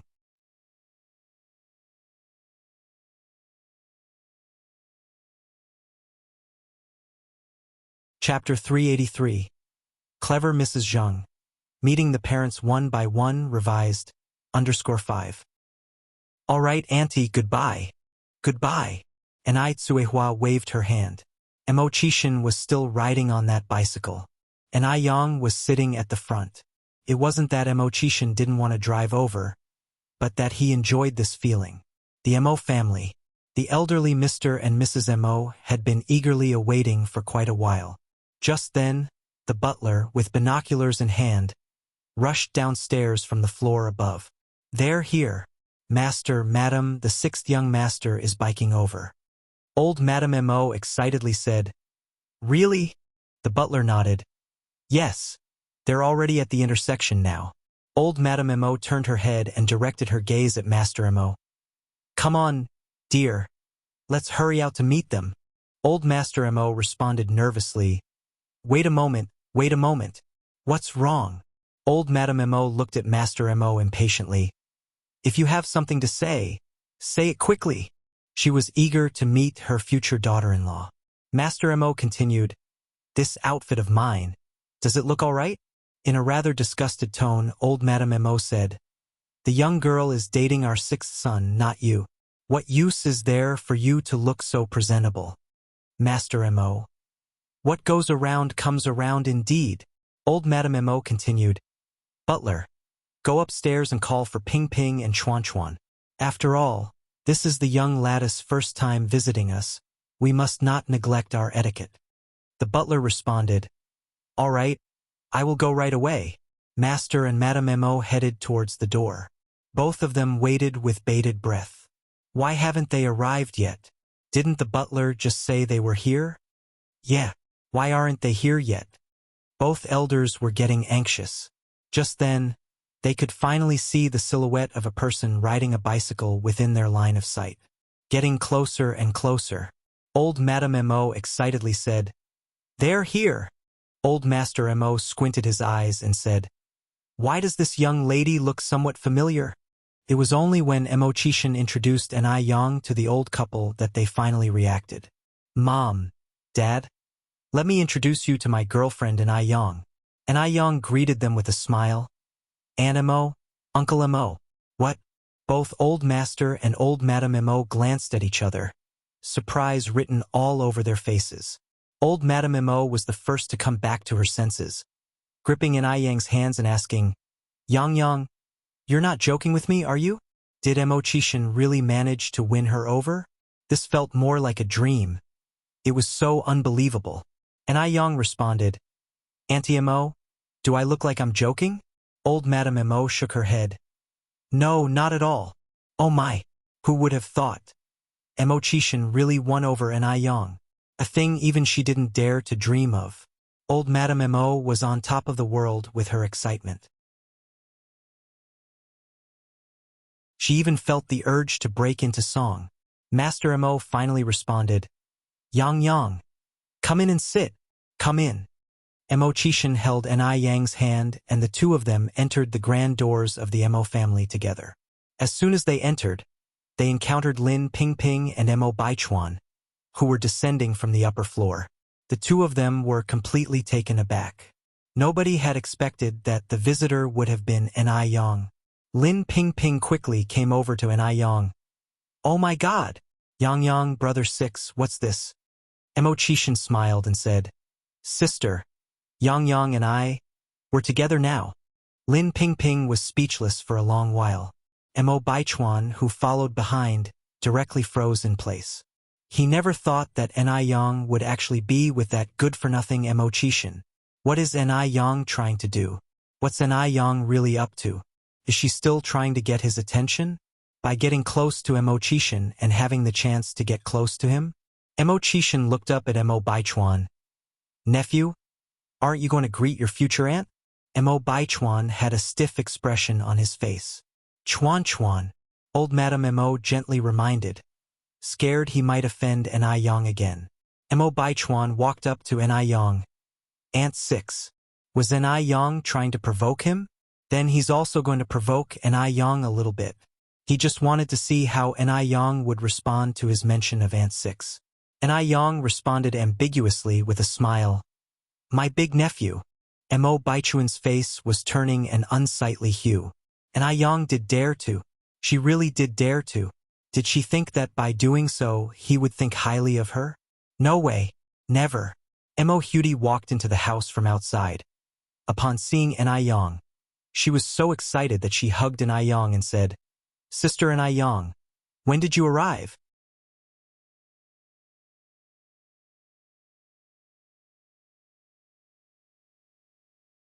Chapter 384. Clever Mrs. Zheng.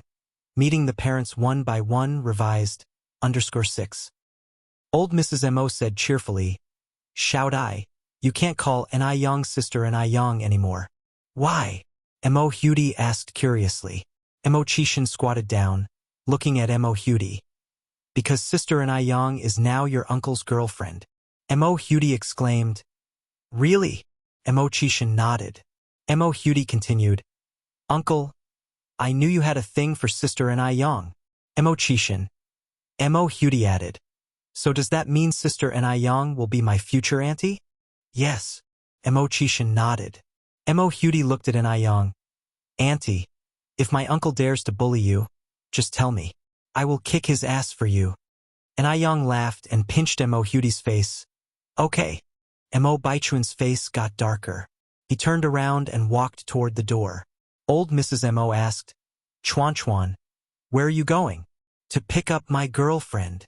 Mo Baichuan responded without turning back. He was really curious to see if N.I. Yang could hold her breath. Old Mrs. Mo wondered aloud, "When did this boy get a girlfriend?" Old Mr. Mo said, "Don't worry about him." Then he lovingly looked at N.I. Yang, saying, "Yang Yang, come and sit here. Uncle Six got a lot of your favorite fruits yesterday." Old Mrs. Mo chimed in, "Yes, yes, yes, Yang Yang. Come here." The two elders seemed like they would give N.I. Yang anything good from their house. They showered N.I. Yang with affection, their eyes practically blossoming with flowers. Old Mrs. Mo handed N.I. Yang a peeled lychee. "Yang Yang, here, eat more lychees. They're sweet. These grapes are also delicious. Uncle Six, quickly peel some for Yang Yang. Old man, go cut a fruit plate for Yang Yang. There are watermelons and mangoes in the kitchen." Mo Chishan, he felt a little left out as a son. A black jeep stopped in front of the girls' dormitory. Mo Baichuan, frosty and cool, got out of the driver's seat, ignored the men's stop sign and went straight into the dormitory. Mo Baichuan was tall and handsome. His appearance drew the admiration and attention of many girls wherever he walked. Mo Baichuan pushed the dormitory door open. Li Xianxian was writing an essay on the table when she was startled by the sudden noise. "Who?" When she looked up and saw the handsome face of Mo Baichuan, the word "ah" caught in her throat. "Baichuan." Li Xianxian looked at him with surprise. "How come you're here?" Mo Baichuan pulled Li Xianxian up. "Li Xianxian, don't you want to be my girlfriend?" "Ah." Li Xianxian blushed. "I'm asking you, do you want to be my girlfriend?" Mo Baichuan asked again. Li Xianxian suppressed her excitement. "Baichuan, why are you asking me this?" Was Mo Baichuan confessing his love to her? The day she had been waiting for, had it finally arrived? Li Xianxian felt that her heart was leaping out of her chest. Mo Baichuan repeated impatiently, "I ask you, do you want to be my girlfriend?" Li Xianxian knew Mo Baichuan too well. She knew that he was not a man of sentimentality. He was aloof and not good at expressing feelings. It was already a big step for him to have come this far. So, she had to seize this opportunity. "Yes." Li Xianxian bashfully nodded her head. Mo Baichuan was satisfied and said, "Good. He'll give you the chance to be my girlfriend right now." "Really?" Li Xianxian felt as if her heart was no longer her own. She was finally waiting for this day. Mo Baichuan continued, "Go change your clothes now." Li Xianxian was a bit taken back. "Huh, change your clothes." Mo Baichuan said, "Put on your prettiest outfit." Was this a date? Li Xianxian was excited. Okay, wait for me, Baichuan." Mo Baichuan's face remained expressionless. "I'll wait for you downstairs." "Okay." Li Xianxian nodded excitedly. Mo Baichuan turned around and walked downstairs. Li Xianxian opened her wardrobe, selected her best dress, sat in front of the makeup table, and began to paint her eyebrows and do her makeup carefully. Her roommate, Zhang Yingying, came in from outside and said excitedly, "Xianxian, I saw a certain someone's car downstairs. Is Mr. Mo waiting for you?" Li Xianxian was a little embarrassed. "You figured me out." Zhang Yingying was curious. "Xianxian, Are you and Mr. Mo together now? Li Xianxian bashfully nodded. He just confessed his feelings to me. Really? Zhang Yingying exclaimed with envy. Really? Li Xianxian put down the eyeshadow. I can't talk anymore. I need to go. Bai Chuan is still waiting downstairs for me. Okay. Go ahead. Li Xianxian was a talented woman, and Mo Baichuan was a big shot. They were absolutely perfect together. It wasn't long before Li Xianxian came to the bottom of the building. Mo Baichuan was sitting tight behind the wheel, his face tense. Seeing Li Xianxian getting into the car, he said, "Buckle up." "All right."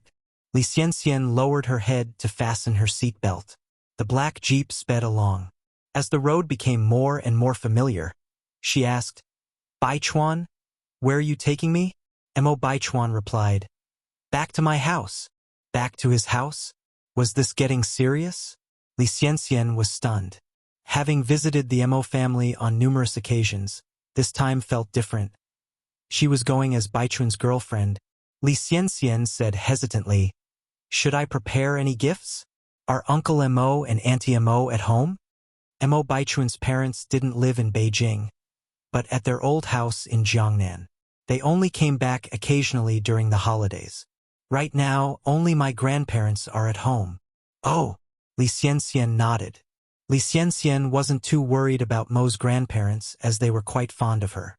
What she was worried about were Mo Kishan's parents. After all, the last time she left an impression on Mo Baichuan's parents, it was not particularly good. With Mo Baichuan driving rapidly, it wasn't long before they arrived at the Mo's household. When they got out of the car, Mo Baichuan held onto Li Xianxian's arm. "Let's go in." "Okay." Li Xianxian nodded. The living room was bustling with activity. Yet, Li Xianxian did not feel any warmth from the Mo family. Li Xianxian squinted her eyes slightly.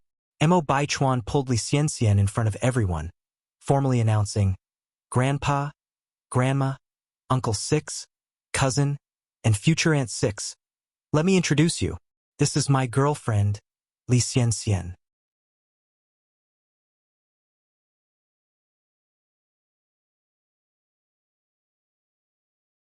Chapter 385. Jealous? Go take the exam. _1 Upon hearing this, there was some silence in the living room. Although Grandpa Mo and Grandma Mo had hoped that Mo Baichuan and Li Xianxian could get together in the past, they were disappointed by Li Xianxian's recent behavior, especially after the incident about the gift dress was exposed by Grandma Zhang. Mo Romping and Xiao Jiao had gone out of their way to discuss this matter with Grandpa Mo and Grandma Mo.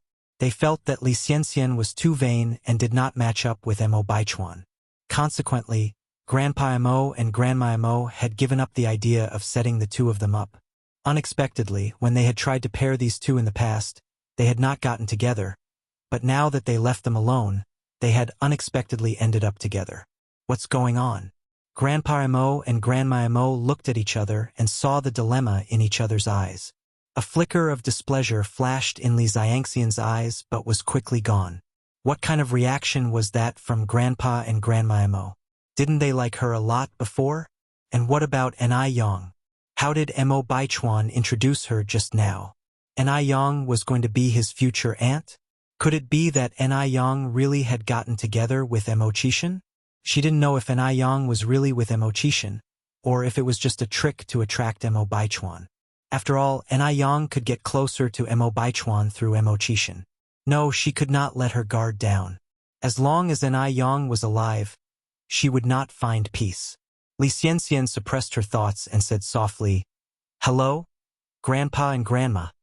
Aunt, Uncle, future aunt." Grandma Mo was the first to react and said with a smile, "Xianxian, sit down. Don't be shy." "Thank you, Grandma." Li Xianxian sat down on the sofa. Mo Baichuan also sat down at the same time. His gaze unconsciously swept over Yang, trying to find any clues. Unfortunately, there weren't any. Even when he publicly declared Li Xianxian as his girlfriend in front of Yang, she didn't show any special expressions. What did Yang want to do? Was she putting on a show for him? Mo Baichuan clenched his fists, his lowered eyelids hiding the emotions in his eyes. Li Xianxian gently laid her hand on Mo Baichuan's, looked over at An Yang, and a hint of triumphant smile appeared at the corner of her mouth. So what if An Yang had her eyes on Mo Baichuan? The one who got Mo Baichuan in the end was her. She would absolutely not let anyone take Mo Baichuan away from her. Grandma Mo continued, Xianxian, you can eat any fruit you like. Don't be shy. While saying this, Grandma Mo handed a peeled tangerine to An Yang. An Yang smiled and took it. Thank you, NMO. Li Xiangxian's face looked a bit unpleasant. She felt that An Yang had taken away the treatment she deserved. After all, before An Yang arrived, she was the apple of Grandma Mo's eye, and Grandma Mo would love to give her all the goodness of the world. You little bitch.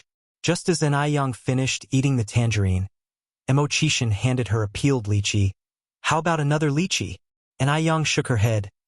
I'd like to eat some grapes. All right. Mo Chishan nodded, picked up a grape, and carefully peeled it. A moment later, Mo Chishan offered the peeled grape to An Yang. An Yang took the grape with her mouth. Her red lips accidentally brushed his finger, and the slightly cool contact felt like an electric shock. Mo Chishan's ears turned a shade of red as he stared at her moist lips covered with grape juice. He was suddenly seized by an impulse to kiss her. They must be sweeter than grapes. The grape had seeds. As An Yang was about to spit out the seed, Mo Chishan reached out his hand. Just spit it on my hand. Looking at Mo Chishan, then at Mo Baichuan beside her. Li Xianxian felt that An Yang was overly dramatic and showed too much. Just because Mo Chishan likes her, she started acting arrogantly and forgot who she really was. Women should naturally serve men, but An Yang, on the contrary, let men serve her. She has no sense of propriety. Li Xianxian picked up a banana, peeled it, and handed it to Mo Baichuan. Baichuan, eat the banana. Without comparison, there is no harm. She wanted everyone to see how virtuous and good she was. What did An Yang have to compare with her? Mo Baichuan took a bite, his eyes hiding a dangerous glint, because the scene in front of him was too glaring. He didn't know why he cared so much about An Yang. Undoubtedly, An Yang was deliberately putting on a show for him, but he still couldn't help feeling angry and upset.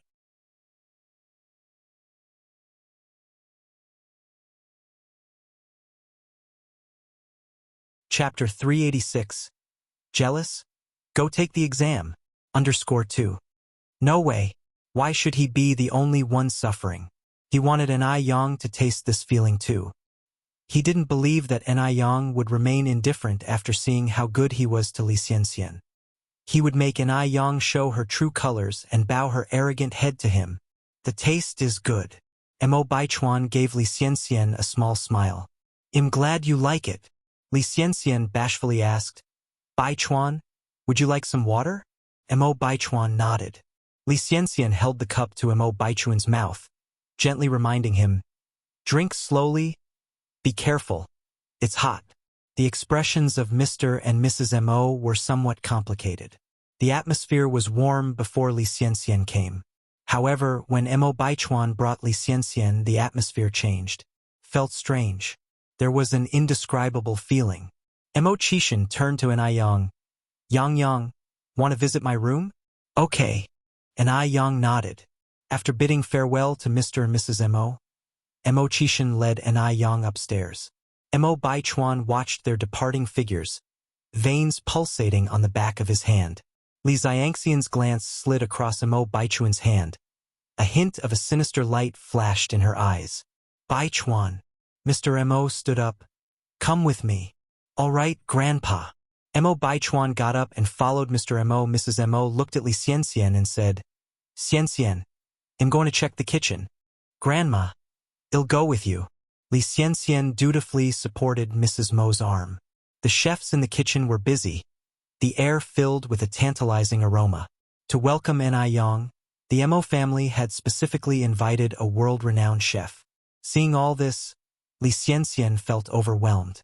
She didn't expect that Mr. and Mrs. Mo seemed colder towards her on the surface, but in secret, they prepared all this extravagantly.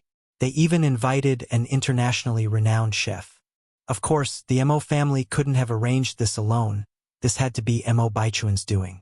After all, the power of Mr. Mog in Beijing is unparalleled. Just thinking about becoming Mrs. Mog, Li Xianxian felt incredibly honored. Mrs. Mo chuckled. Remember to add more chili when you cook. Li Xianxian was puzzled. Grandma, don't you and Grandpa dislike spicy food? To cater to the tastes of the Mo family, Li Xianxian had long adjusted her diet to be less spicy. Mrs. Mo smiled. Yang Yang likes it. Yang Yang likes it? The chef invited by Mo Baichuan, cooking dishes that Ni Yang likes? Was Mrs. Mo forgetting who the guest of honor is? This is too outrageous. She is clearly Mo Baichuan's official girlfriend. Yet Ni Yang is receiving treatment that was originally intended for her.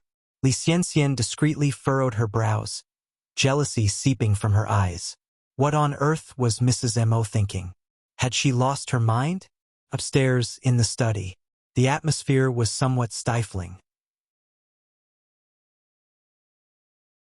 Mr. Mo stood in front of his desk. Baichuan, what's going on with you and Xianxian? Mo Baichuan replied. Li Xianxian is my girlfriend now. Isn't that what you and Grandma have always wanted? Mr. Mo continued. Baichuan, your grandmother and I have talked about this. We had mistaken judgment before. Xianxian is not right for you. Why won't you listen? Mr. and Mrs. Mo had discussed this issue with Mo Baichuan before. Mo Baichuan didn't react much at the time. Little did they expect that, in just a few months, Mo Baichuan and Li Xianxian would end up together. Mo Baichuan responded, Grandpa, I'm a human being, not an object. I can't control my emotions. I can't just like someone because you want me to. Li Xianxian and I have spent a lot of time together. Certain things are beyond my control now. These words seemed like his true feelings, but at the same time felt casually tossed out. It was hard to tell what was true and what was false. Mr. Mo sighed. Regarding this matter, your grandma and I are also to blame. We shouldn't have interfered with matters of the heart. Baichuan, you're a smart boy. Think about this carefully. From our observations over this period, Xianxian isn't as simple as we initially thought. Mo Baichuan replied, Grandpa, I'm afraid I might disappoint you this time because I truly like Li Xianxian.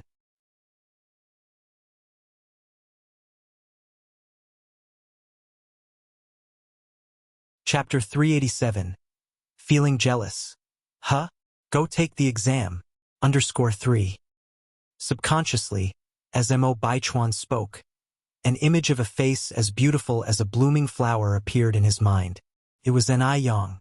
Mo Baichuan had met many girls, but their spirits were all the same, including Li Xianxian's. Only Ni Yang was different. Even knowing that Ni Yang was deliberately playing hard to get, he was still attracted to her. Although he didn't want to admit it, that was the truth. So everything he was doing now was to provoke Ni Yang and cause her to lose her footing. Old Master Mo helplessly shook his head. Is there really no room for reversal in this matter? No. Mo Baichuan shook his head resolutely. Old Master Mo sighed. Mo Baichuan continued. Grandpa, you have such a strong objection to Li Xianxian. Why don't you have any objections to Ni Yang? Although Li Xianxian was dull, she was at least sincere, brave enough to face her own feelings.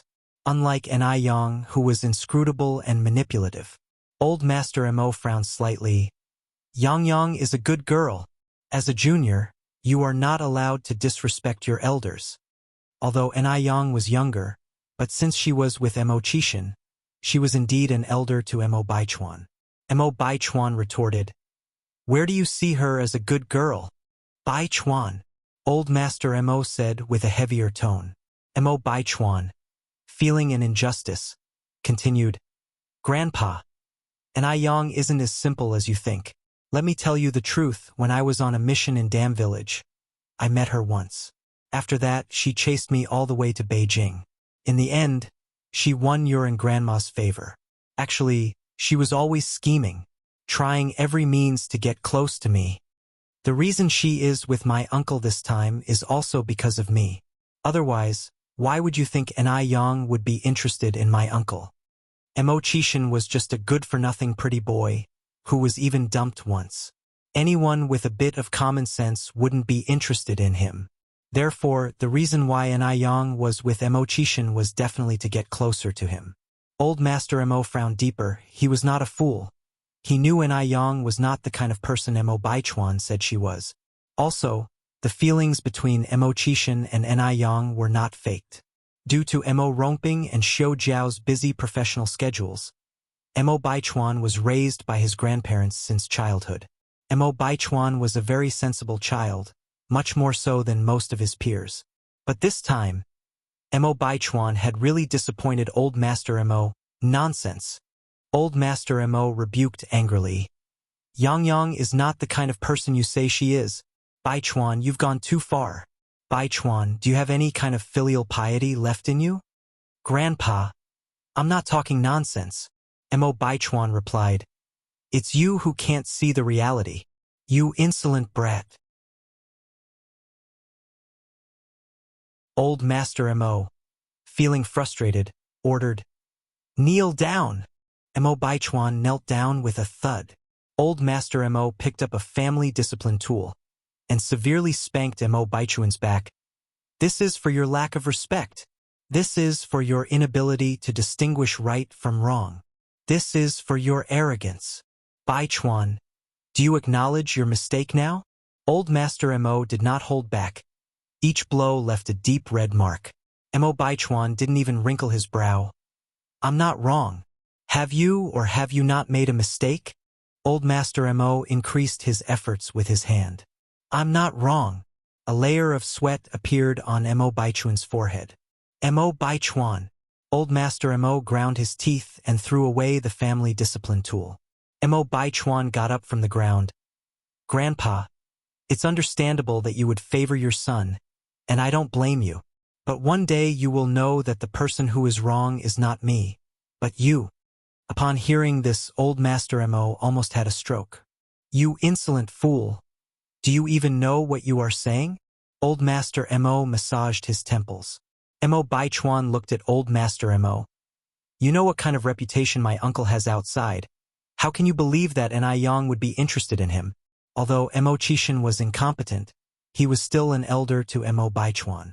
Regardless, Mo Baichuan should not speak to Mo Chishan in this manner. Get out. Old Master Mo pointed to the door. Get out. Mo Baichuan bowed slightly, speaking respectfully. Grandpa, if there's nothing else, I'll be leaving first. You're tuning in to the Legend of the Vagabond YouTube channel. Don't forget to subscribe and join us on this journey to catch the most captivating stories.